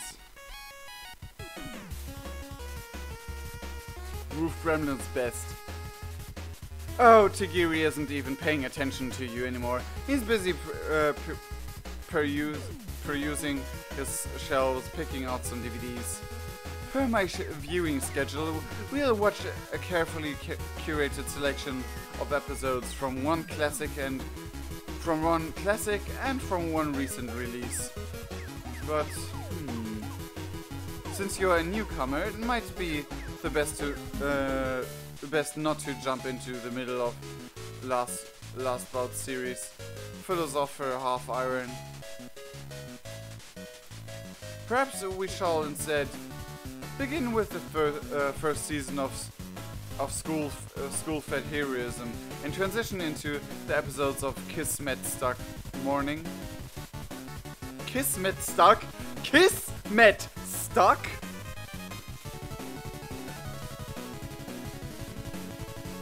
My Hero Academia Fullmetal Alchemist? I didn't see the Fullmetal Alchemist there.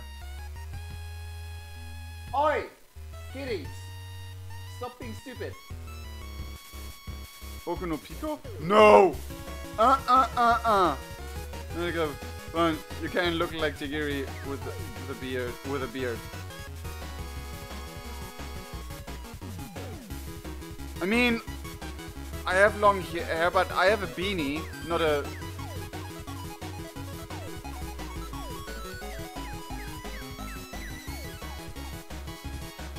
Long hair, longer hair, but yeah, that might be it.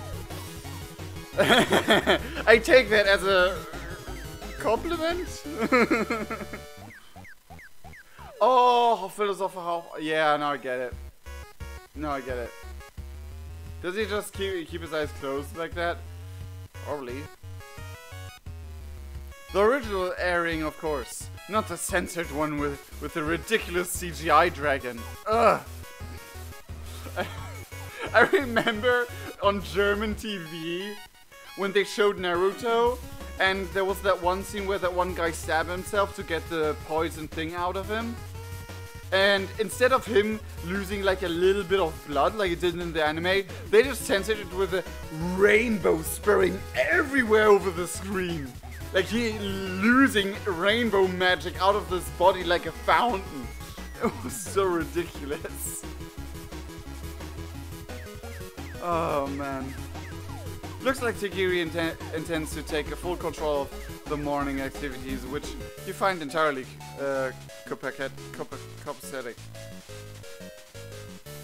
The less you need to assert your own opinions and make your own choices, the less likely you are to fuck up. True. It's probably not a healthy way to live, but it's gotten you somewhere between 1 to 19 friends so far. So you're sticking to it. With deft of precise movement, Tigiri retrieves a disc from its container and pops it in the troll equivalent of a DVD player. It makes a slimy chugging noise as it sucks the disc in.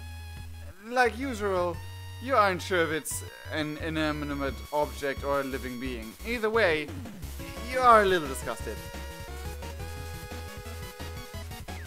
More, maybe blind. Nah, I don't think so. That is why I prefer the dubs. Okay, pass. I know why he closes his eyes. You will be allowed to surprise. He's not blind, he sees the player do things. Maybe.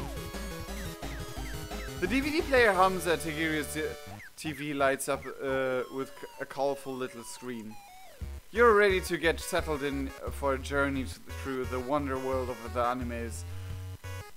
But he frowns and pauses the episode less than a minute in. Hang on, this isn't the correct copy.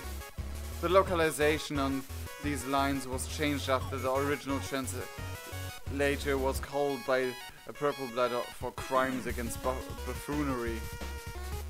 It specifically ordered the first edition and paid extra for it. This is unacceptable! Tigiri stops the DVD player, ejects the disc and places it back in its case. Come, there's still time in the night. We need to go resolve this immediately. The shop that imported it for me is nearby. He heads for the door and beckons for you to follow, which you do.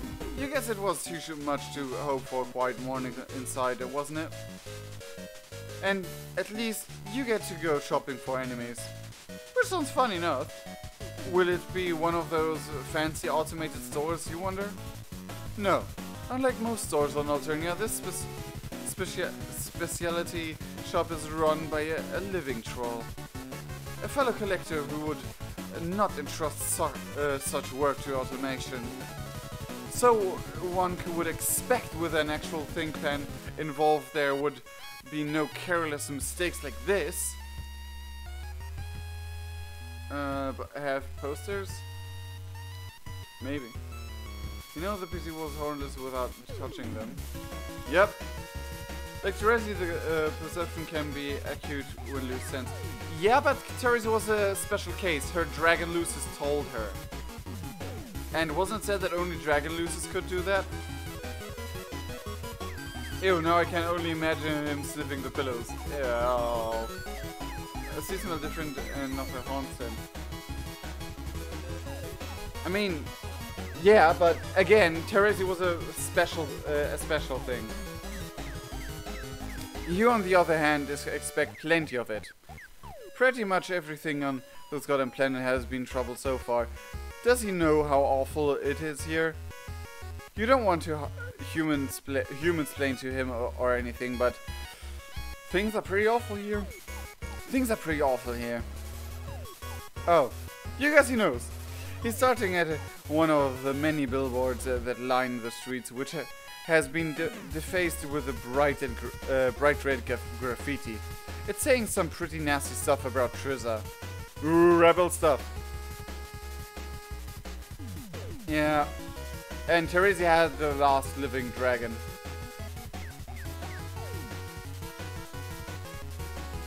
Rebel sentiments grow by the moment. Alterniat lies on the verge of peril, a blade's edge. Oh, will he do the and not any blade, but the blade of a razor-sharp folded steel katana, forged on the East Alternian moonlight. Heated by the bellows breath of a magnificent draconian Lucis, cooled by the shimmering cascade of an acid waterfall, and fit to handled only by a true expert. Like, imagine I have like a hat. Do you dance?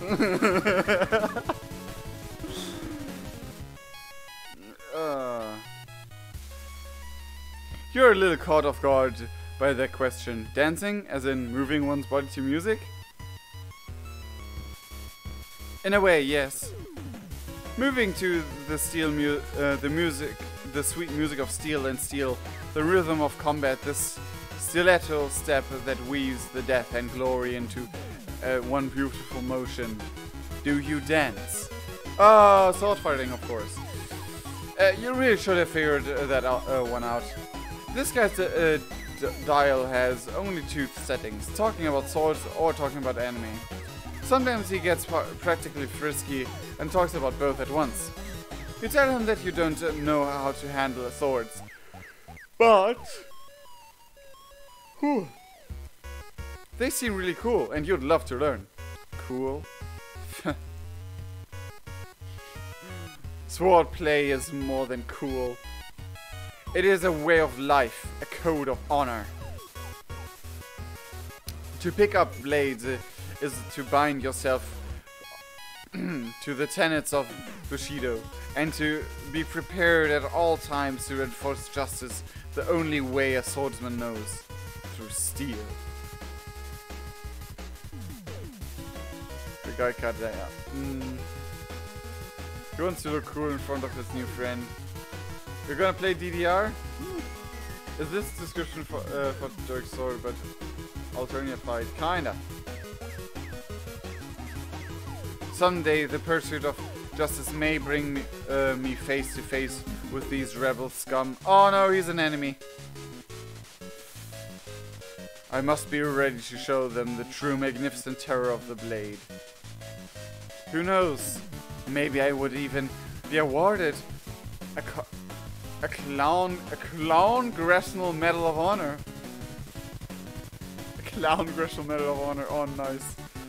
A troll can dare to dream. So that's why he practices swordplay, huh? To enforce justice, kind of like a vigilante? Vigilante? Please. I would only ever call a troll who legally deserved death. What kind of lawless moron do you think take me for? You don't take him for a moron at all. In fact, he's very smart and clever. And just... You hope you're not laying it on too thick. But he seems to enjoy the praise. Huh. Ah, we're here. This one... Cats can fly, apparently. This can take too long. He's taking you to night market that reminds you of the place where you met Polypa. Polypa. A strip mall lies to the left of the many tents and stalls, and a sign above one door reads Super Tomato Imports. I almost don't understand anything of what he says. Why he speaks so weird?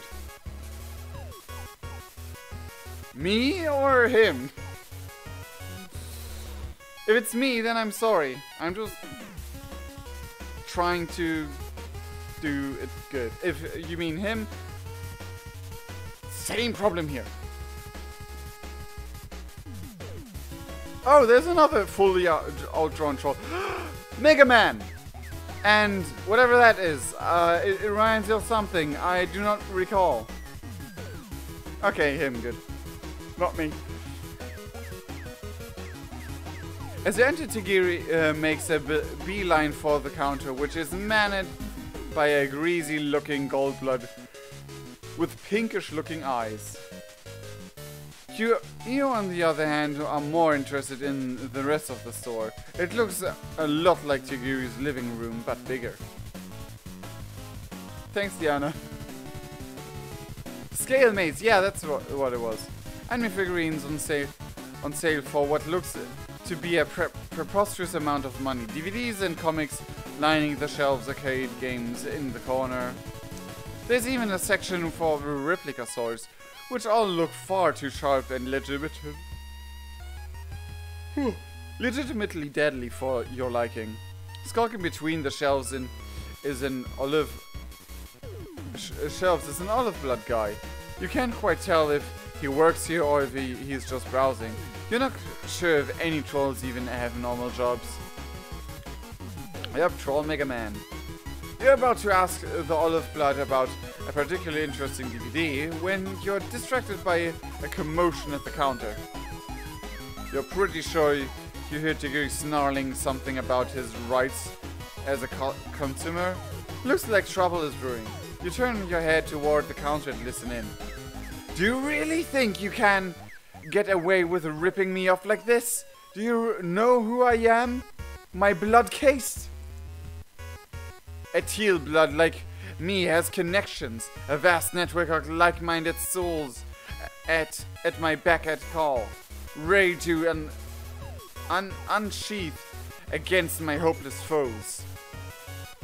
Hapless foes. The legal force I can bring to bear against you is greater than your puerile mind could ever puerile mind could ever imagine. A fleet of legislators will descend on you like shadow clones, each armed with the greatest weapon of all, knowledge. And with our intricate understanding of the Alternian legal code, you will be mired in suits so myriad, so mind-numbing. You will wish you for the swift and early death by a blade can provide. Or you can offer me an exchange of equal or greater value to my original purchase. Which path will you choose to walk, scum?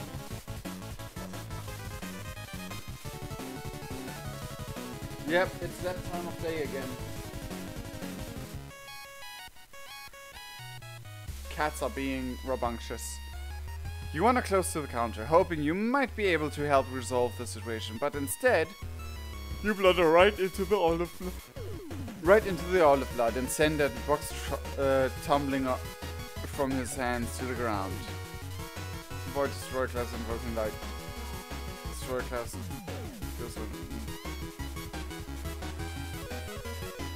Watching too much anime. Yep.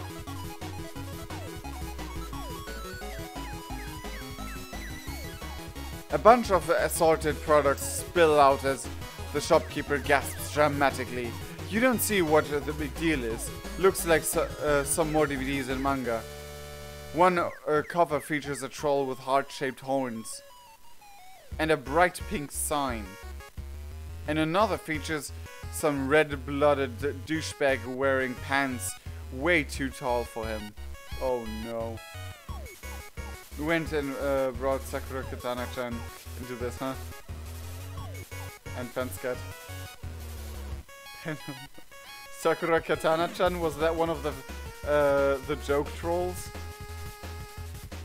Then he could be serving nothing. Sakura Katana. I hope. Oh no.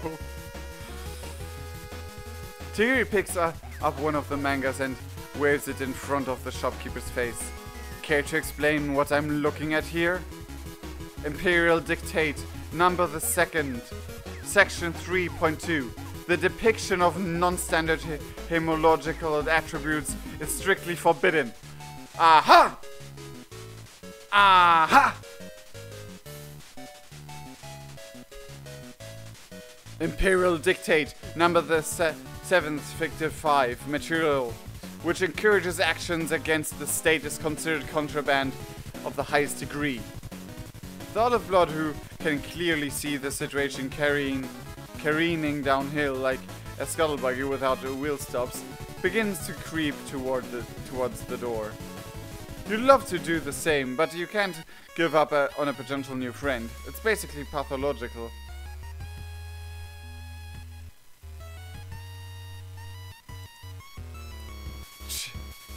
To think that my favorite Eastern Alternatian hobby shop could stoop so low as to peddle this criminal filth. It's really interesting that, like, blood colors that are not on the Himmel spectrum are considered illegal to even depict. There's a really interesting cultural thing there. What a sickening betrayal. The shopkeeper stammers, offering a litany of muddled explanations that only seem to incense Tigiri further. He was holding it for a friend. No, wait. It's satire? Holy shit, what? Guys, do you see his eye? He has like Sharingan going on. I wait until you react until I continue. Eat my vanilla. That's a bit weird. Nope, it's fine. Navy SEALs copy pasta. Oh my god, wow. Sharingan. I agree, Nilissa. Imperial Dictate number the 61st, section 2. Satire is especially contraband. You think you can mess with me? I've watched countless hours of legal drama, played and replayed legendary literature, and memorized every twist. I know the law back and forth. And now it's time for the punishment. You're fucking dead, kiddo. As Tigiri leans over the counter, his free hand grips the hilt of his katana and tenses, ready to draw. He's about to straight up execute this guy. Okay, what do we do?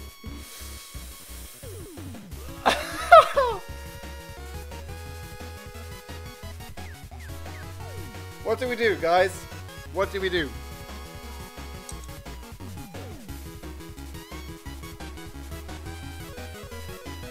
We want to fail. We want to fail the first one.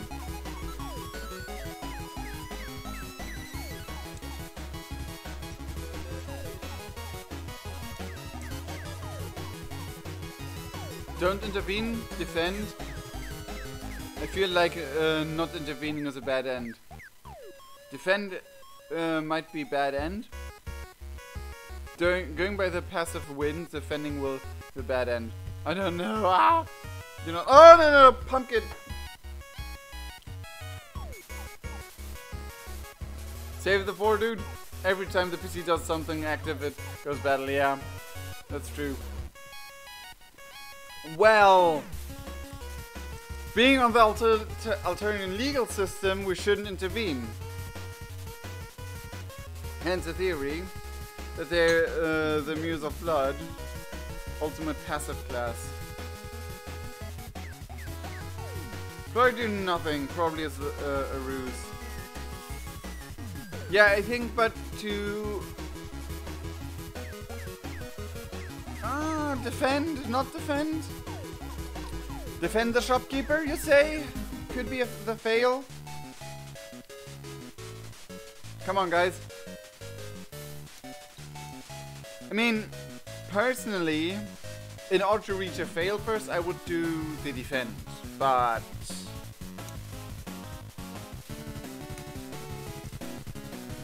Music rocks, though.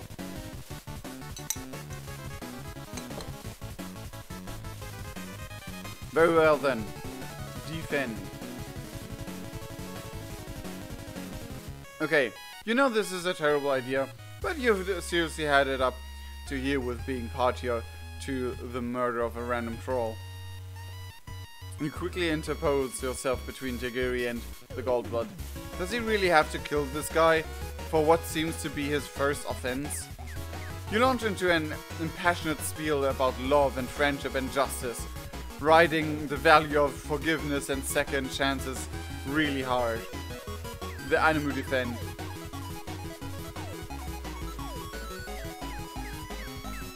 And for good measure, you throw in a little side note about how Tigiri's favorite shop will close down if he kills this dude. Silence!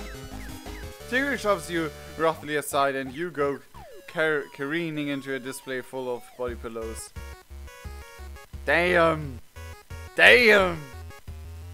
You watch stomach plummeting as Tigiri turns back to the shopkeeper and slowly draws his sword.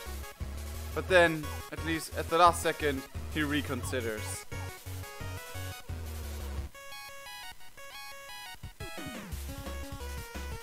Troll Overwatch? Oh yeah, I just saw that as well. I just saw that now that you mention it.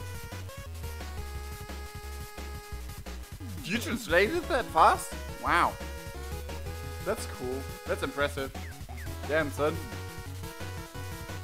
I was into some of the things. Consider yourself lucky I'm in a good mood. If I catch you selling contraband again, your life will be mine. Okay. He's a Genji main, calling it. 2. Tigiri strides out of the store holding a fresh copy of the DVD he wanted to exchange. You give the shopkeeper a vaguely apologetic look and rush out of the store behind him. You! That was a close one. You thank Tigiri profusely for listening to your dumb little speech about whatever it was you said. Honestly, you already forgot. You're clearly new to this planet. I felt pity for your naivety. But I should have just killed him. Death is the legally prescribed punishment for such crimes as this. Is his. Actually, it's the legally prescribed punishment for most crimes. I should have separated him from his head. But I looked into your pleading eyes and saw. Tigiri goes quiet. You would describe the silence as being practically brooding. There's a lot of silence like that on this planet. Then, finally he speaks. This isn't my first time. It was just over a sweep ago, I believe. I was patrolling the Hive Badge in search of evildoers when I caught the unmistakable scent of a smoke in the car. Open pursuing the lead, I saw a hive, partially collapsed, partially on fire. My instincts flared and I rushed in to help the innocent soul who was trapped in there. But as I was helping, the girl bandaged her wounds. It occurred to me that I had made a grievous error in judgment. Trolls below a certain age without elusives are proper hive. Are considered unviable and slated to be cold. Oh.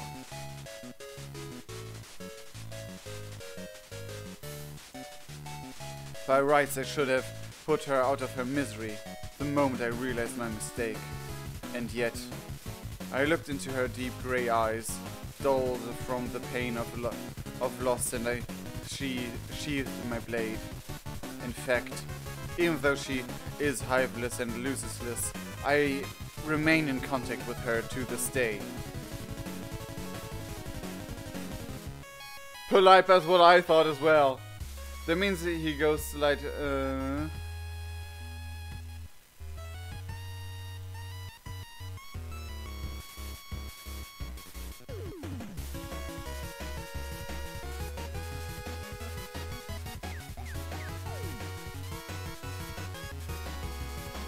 knowing deep down that one day I must call her. The law demands it, but I haven't yet. I don't know if I could. Why does my conviction waver at times like these? Why do I have the feeling that we will turn him into a good guy during Hiveswap? Is she in his anime club? That would be cool. It seems like the good ending. If he's talking about who you think he's talking about, if he's talking about who you think he's talking about, you're pretty sure he couldn't kill her even if he tried. Well, back then maybe he was able. But that's not the point here. The point is he's spilling some real and true and deep emotion with you. This friendship is basically in the bag. Just gotta drop some sweeping, vague wisdom and that makes him feel better about potentially not being an unthinking cog in the alternate murder machine.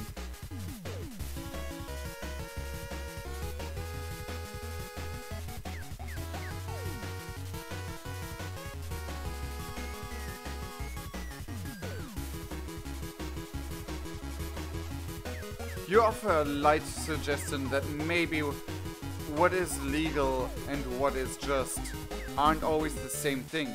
Just a little though. Just a little thought. Maybe he's doing the right thing, overlooking her situation because of how obviously fucked up it is to be a homeless orphan. He goes silent for a long time, chewing his bottom lip. We will turn him into a good guy!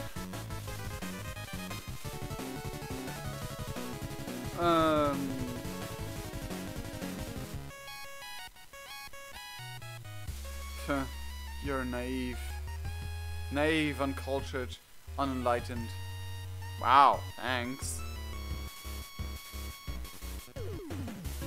You think the word is simple, like a cartoon for children. The world is simple, not word.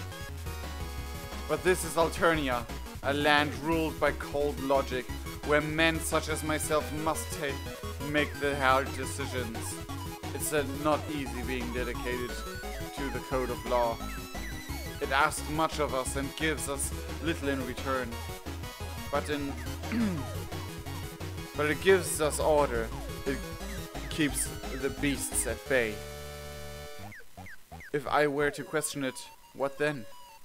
Would I begin to wonder if it is unjust for a blue blood to command his servants, for imperial drones to call the infirm, for us to obey the ever-changing whims of Alternian royalty?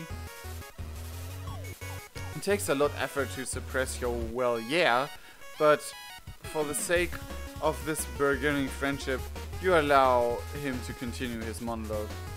Riots in the streets, troll killing troll, even more than usual. I mean, I cannot waver. These hands must remain steady and true, though I feel this pull toward the scorching fangs of the light.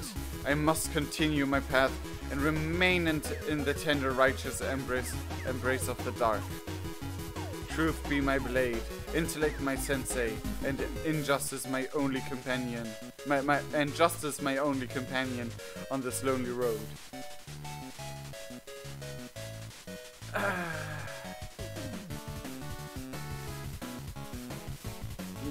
Redemption arc.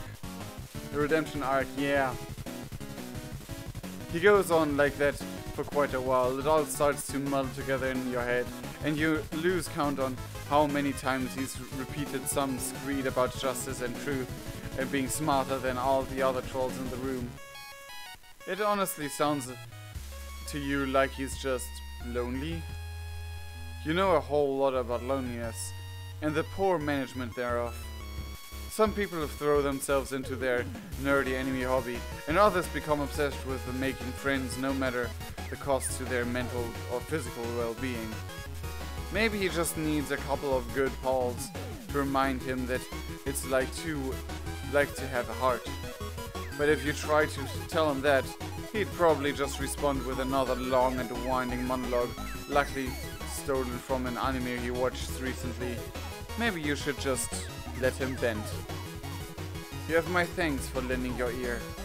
Oh! A compliment brings you out of your reverie. Nothing interrupts the old introspection machine like the opportunity to chug on the succulent ambrosia that is any kind of praise or gratitude. Anime has destroyed him. Well, maybe it saved him. Maybe it made him able to seek to belong to redemption. It's no big deal, you tell him. You're a great listener. That's what friends are for. Has he considered having more friends, like you, for example? He opens his mouth like he's about to reiterate the whole lone swordsman thing, so you hastily try to change the topic. What's with his eyes? Most trolls have had grey irises, and those who didn't follow the typical biological trend of displaying their blood color. Wait, most trolls you've seen have had grey irises, and those who didn't follow the typical biological trend of displaying their blood color. And those. Do you mean like the psionics? For this live thing, I love your streams. See you next volume. Oh, falling asleep? Oh, well, you can watch the end of the stream, and you'll really be welcome. It is a lot of fun for me too, Ledge. As this is internal fighting. Yeah, but oh, made him try to murder a kid in an anime. It wasn't the anime that made him try to murder him. The anime is that what give him the heart to not kill probably Polypa. Like gave him the heart. He's just really obsessed about it and tries to work it in every phase. Tigiri pauses, his grip tensing on his sword as his fangs dig into his lip. Oh geez, this must be his most closely guarded secret. Have you earned enough trust to hear it? They're contact lenses for cosplay.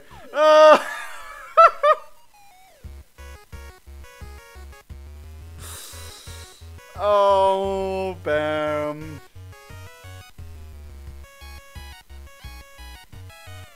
And I thought he was a cool mutant. Oh well.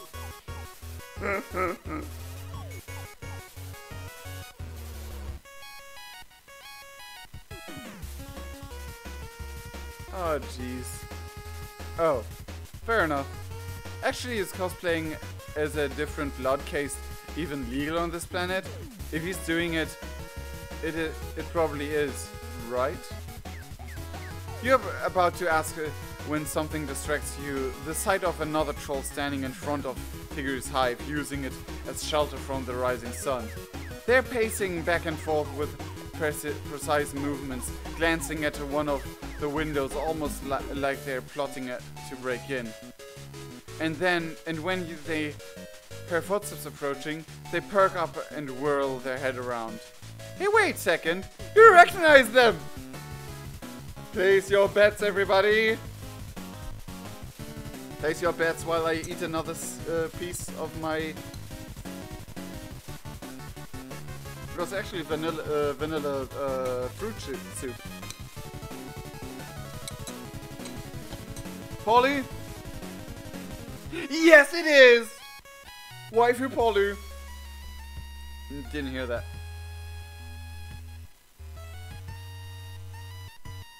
Polypa spots spots you before Tagiri spots her. Her expression is hard and stoic, eyes glancing between the two of you as she assesses the situation. And then, like she's throwing on a disguise, her face softens and she smiles. Hey Tex, I was starting to wonder where you were, and if anime night was cancelled. Your Lucius is staring at me through the window. I think he thinks it's funny. Watching me stuck outside, roasting to death while you're chasing fur beasts around the hive patch. Classic Tadashi. Why are you late? Just busier than expected with some work. She shoots you a sharp glance, assembling some new mecha models. You know how it is. Yes, of course. It's all too easy to get wrapped up in one's hobby. Anyway, I didn't realize we'd have a third, for once. Not to mention somebody I know. Nani? They are cute. They are really cute. But... Nani?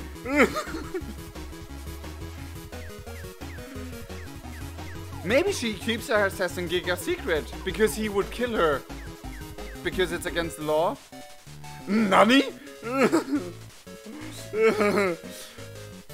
You and my new Kohai have already met?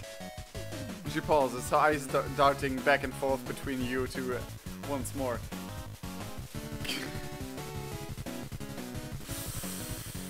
Oh boy. She seems to be assessing the situation, wearing a look like an assassin trying to evade capture. You recognize that look, considering she was literally wearing it the last time you met. We're kinda morals.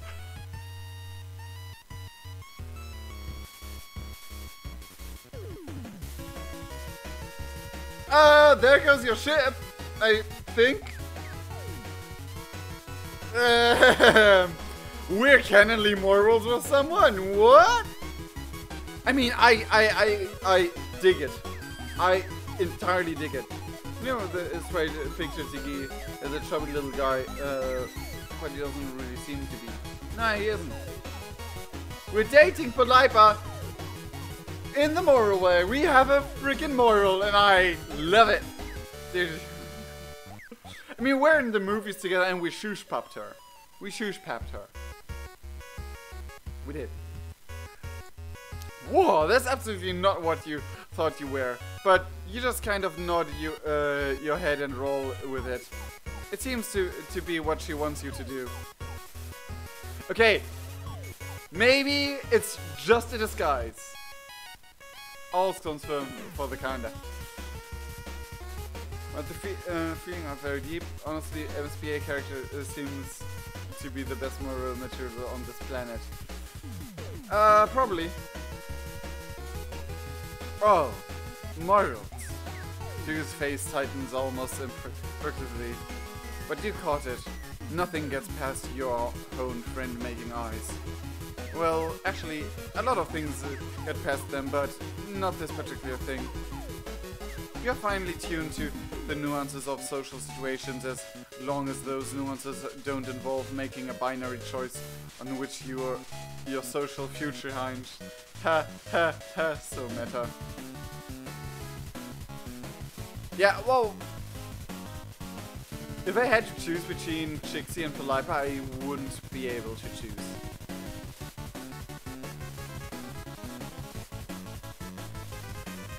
Well, as you know, I am far too busy studying the blade to pursue quadrants of any sort. A foolish waste of time. Were it not for the laws of this land, I would swear off them entirely. Wait, you...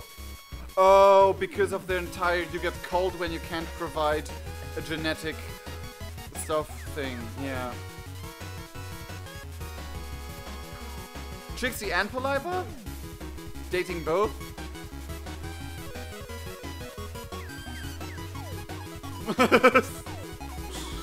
I mean, polydate has moments between Trixie and Polaipa.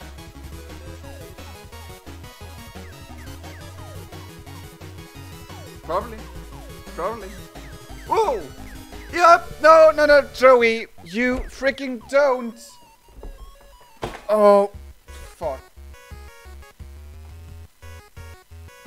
She almost knocked over my sound system, because she was hell bent on just walking straight next to my computer. Like, seriously, what is wrong with you, girl? What's wrong with you?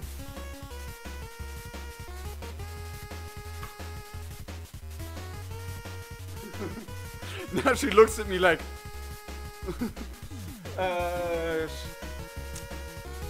also, it has been confirmed that poly things are unheard of on Alternia. That has been written down somewhere in Homestuck itself, as far as I remember. At least I remember looking it up once and finding it. I could not remember the exact site though. As very well has two hands, he can choose them simultaneously. Yes, that's the thing. Are you sure it isn't that you just can't get a date? You don't have to play the mysterious loner, you know. There's other clubs you could join instead of insisting on running your own. He huffs, looking away. You hear his Lucis barking from behind the window, in a tone that sounds like a laughter. Fools mock that which they cannot understand. And to think I was going to congratulate you for finding love. Once you finish your spiel about romance being dumb, Polaipa gives him a light, friendly whap, which he responds with a smile. You can tell the exchange is friendly, and not only because he's smiling, but because he's still standing. Enough banter. The harsh glare of the sun begins to crest, and we have Eastern Alternian animation indulge in. I'll allow you both to spend the day at my hive. If needed, there's space. Oh shit, a slumber party? And with more than one participant even? That's not to be worth extra friend points. You are so in. Shelter from the broiling death orb in the sky barely even registers to you as an added bonus. Polaipa smiles at you as three of you enter Tiguri's hive. Tiguri covers up. Oops. Can someone translate that? Tiguri covers up all of his windows to block out the sun, and then starts up the new copy of his DVD, which thankfully seems to meet his standards this time. You settle in on the couch, asking in the warm glow of friendship, and prepare to lose yourself to hours of beautiful, wonderful animes. Anime sleepover. I freaking love it! Oh my god, look at the purple. Oh my goodness. And look at his face.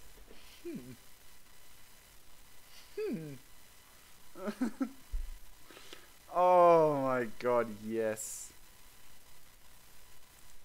We got the good ending. Okay, which one is the bad ending though? Now we gotta go through the bad endings. Where did we meet Trixie first? Here.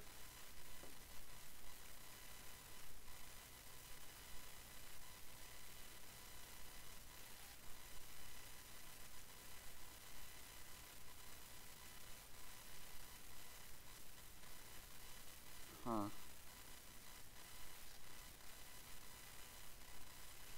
Bad ending time. Bad ending time with Mr. Marwan Shindaru. The cats got jump scared by that. Okay. Pumpkin!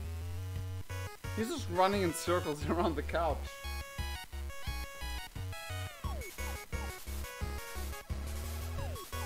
Okay, subs or both? Which one should we choose? Because he's a JoJo. Yep. Tell me you like subbed anime? Sub? Yeah, that's most likely.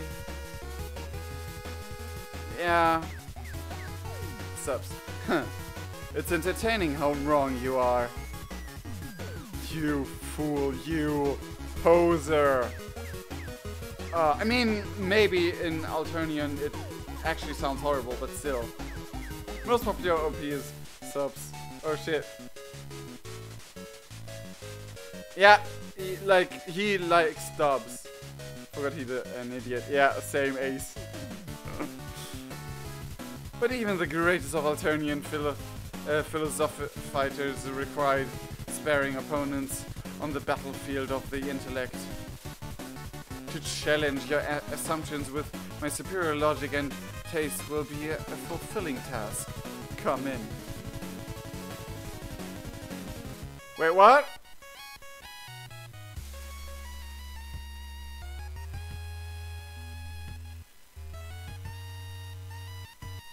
Not really the interaction you were hoping for, but you'd say anything to get into someone's hive, so you'll take it.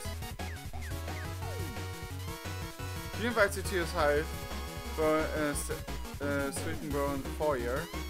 The hive looked normal from the outside. Shoes off, the same thing. As a step, it says you are assaulted, not same thing.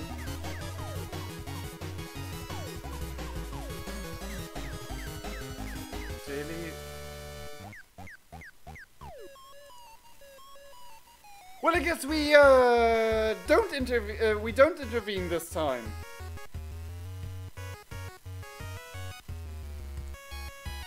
You really don't want to get in between the shopkeeper and Tigu's sword.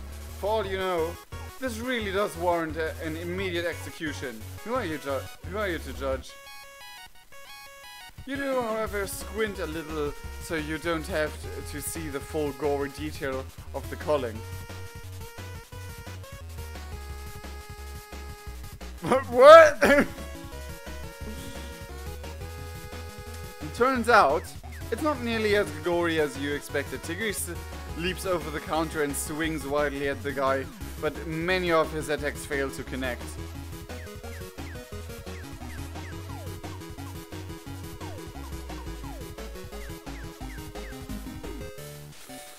Oh boy. It's mostly a bunch of bombastic anime stylish moves that don't translate well to actual combat. Still, some strikes hit home, drawing a spray of murky gold blood that jolts the shopkeepers out of his petrified fear. He screeches and unleashes a strong psionic blast from his eyes, causing Tigu to stagger back disoriented.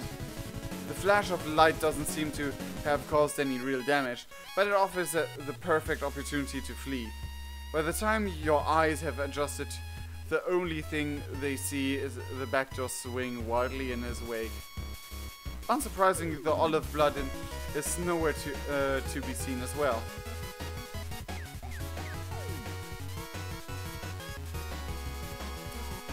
Well, Prince of Void is destroying Void, so it should be a creator. If he is a Prince of Void, but unsurprising, yeah, all of a sudden. Tiguri glances down at his katana stained with the blood of the shopkeeper and slowly sheathes it. His hand is shaking, claws taping the hilt restlessly. He turns slowly to you, forcing himself back into his usual stoic posture. Was that Mind Thing's sword on his wall? I don't think so. Oh yeah. He got lucky, that's all. But he can't hide forever. Let's go. We need to report this to a drone. He strides out of the shop, leaving you to follow hurriedly behind. What a mess. You hesitantly ask him whether it was really necessary to try and kill that boy for what he did. Of course it was. The law is absolute. A foreigner like you might not understand. It is not my duty to question the righteousness of my actions. I am but a tool. A tool through which the law is enforced. I am the blade that Her Imperious Condescension wields to maintain order in this world of chaos, yet new. Just like this drone. He got us to one of the big hulking drones that you've grown all too familiar with during your stay here in Alternia. Right now, it looks like it's cleaning up some bronze-colored blood that was splattered on the side of the building. Oh, jeez. He's conflicted. Oh no. Yep. A replica. Chigiri approaches and hails it, beginning to explain that there's a collector's shop he needs to report for rebel activity. But the drone isn't listening to any of that. It slowly turns from him to stare directly at you, as it raises its weapon to your face. A grating electronic noise issues from its metallic grill. In the immortal words of a wise cartoon dog,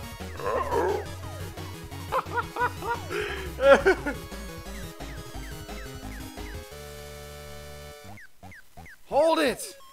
This creature is under my protection. It has committed no crime. If you continue this attempted culling, I will strike back with my katana. And a strongly worded letter to your superiors. The drone see...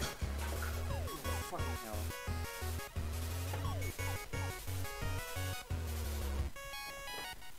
hell.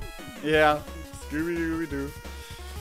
The drone seems supremely annoyed that it can't just get right down to calling a motherfucker. But Tagir's case must be high enough to give it a pause. You, the motherfucker in question, are incredibly relieved. That relief quickly fades when the drone produces a palm husk with a blurry picture of you on the screen and a lot of text beneath, most of it flashing red. That's a never good sign. It looks like a rap sheet. Tagiri reads through it quickly, which is a pretty impressive feat considering his eyes are still closed. Ah, okay, they are actually closed. That's not how he looks. And his expression darkens the further down he gets. Wanted under suspicion of meat product theft. Oops! Taste of fine art. Yeah, that was something. Accomplice to the assassination of a Violet Blood.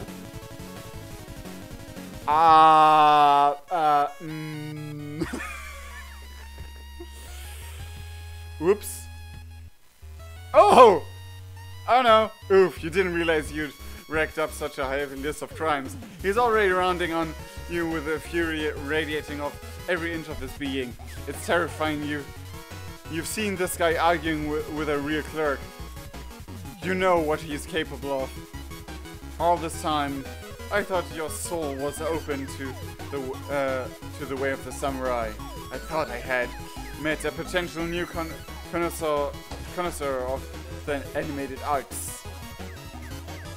But no, your blood pressure pumps only lies through your villainous veins. You were just looking for an alibi, a place to hide your time, to bide your time, to hide away from the drones until it was time to indulge. Sorry, once more in criminal ways. You tried to defend yourself. You didn't do any of those things, and you had a perfectly good reason for most of them. Tagiri isn't buying it. He's clutching his katana hilt so tight, veins are bulging on his hand. Silence, coward. The time has come for my blade to strike true. Ah! He draws his blade in a smooth motion and swipes at you. And you just barely manage to sidestep the attack. You dart backwards, stumbling over yourself in your haste to get away while he swings his katana wildly around while making lots of weird grunting noises. And it's confirmed who we don't know anything Philippa does. Wait. And it's confirmed who he don't know anything Philippa does. Okay, yes. That face though, yeah. Once again, his mouth has been writing a check his sword and can't cash. But you doubt that matters when trolls are stronger and faster than you in general. And he's accompanied by a giant murder drone. It's time for you to split, and you'd better do it lickety. Glancing around, you notice that you're about to cross over a bridge with an underpass beneath it. Perfect. Just like an action hero, you can hop right over the edge of the road, duck into the underpass, and find a nice hiding spot.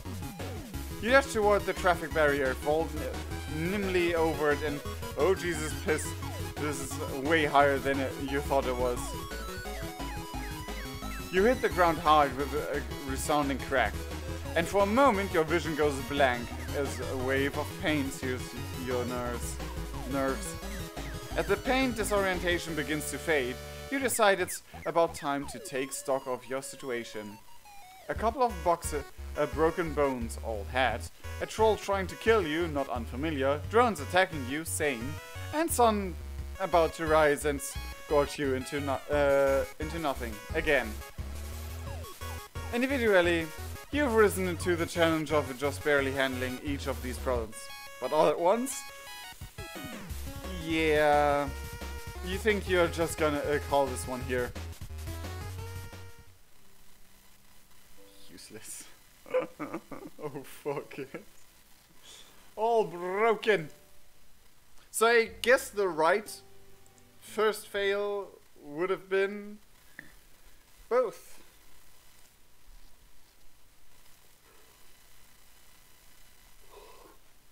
Damn.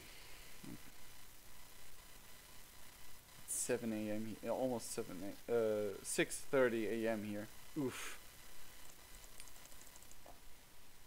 I wanted to see this pose at some point, but it didn't came yet, so I guess.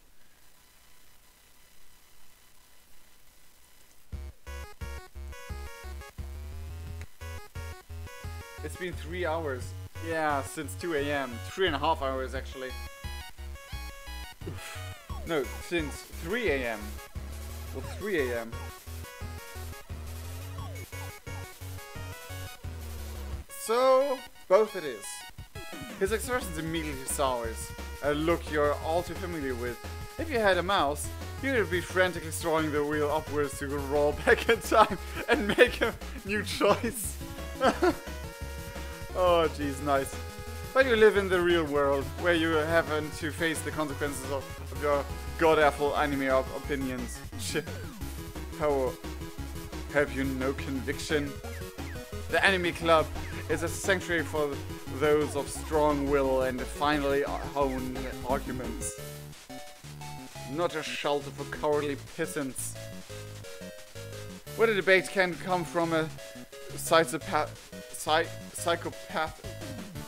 psychopathic toady such as yourself. How are you going to stimulate my intellect? You begin to sputter in protest. You're plenty stimulating. You've got a pretty long list of friends you've stimulated in all kinds of ways. Platonic ones mostly. But he's not having any of it. There are other anime fans in this city. Perhaps their gathering will be more at your level. Farewell.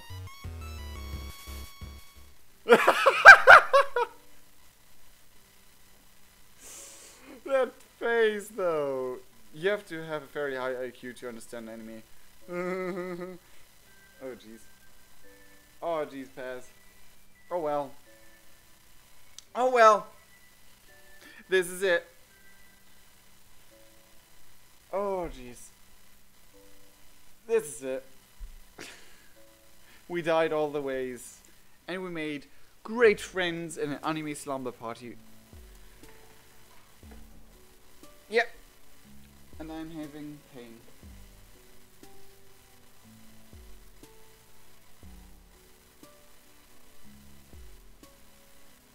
Thanks, Pumpkin, for your claws. Everything's good, everything's good. I'm just having... Bye, time to go to Tumblr. Okay, then, Nidlesia. It was fun, as always. It was really amazing to have all of you guys here. And it was a blast to play through all of this with you guys. Seriously, these are the highlights I have, to be honest, these streams. These Hiveswap streams. So yeah, anyway, time to do my fan troll. Oh, do Diana Banana. Anyway, what I wanted to tell all of you guys, especially because I want to see that fan troll. If you have interest in communing with me and other fans of Hiveswap Friendsim or other things I let's play and or stream, then please, by any means, consider joining our Discord community. You can find the link in the description of this video.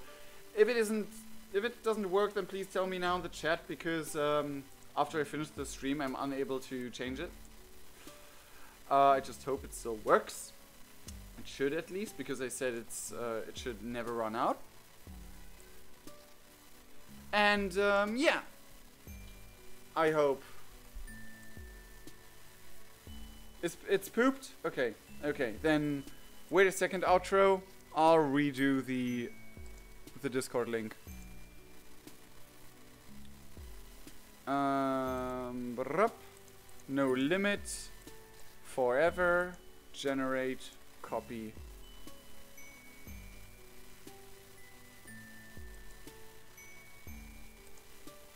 Why is it hidden? Weird. This one should work. It should be updated in a moment. Changes are being saved. All changes shaved. Now it should work. They're both nerdy trolls in their own ways. Yep. That is true. Does it work? Nice.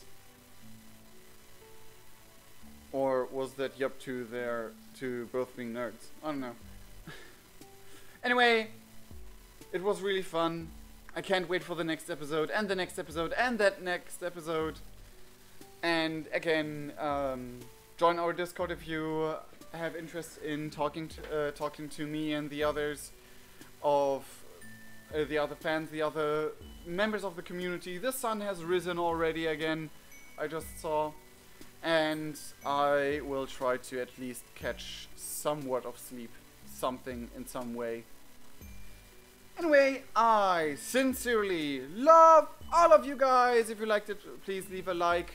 And if you want to assist us in producing more interesting and cool stuff in the future, then consider to check out our Patreon and maybe even pledge. That would be really appreciated, really, really much. You will get rewards, of course, and behind the scenes and everything. And a custom Discord rank. Not custom, but a Discord rank for patrons. And as always, I sincerely love all of you guys, and we see each other in the next video and or stream, or in the Discord. Cheerio! Bye and cheerio, everyone. Stream will stop now. Cheerio! Bye! Gonna wait until the stream catches up with me saying bye. It did. Okay. Bye. Love you guys.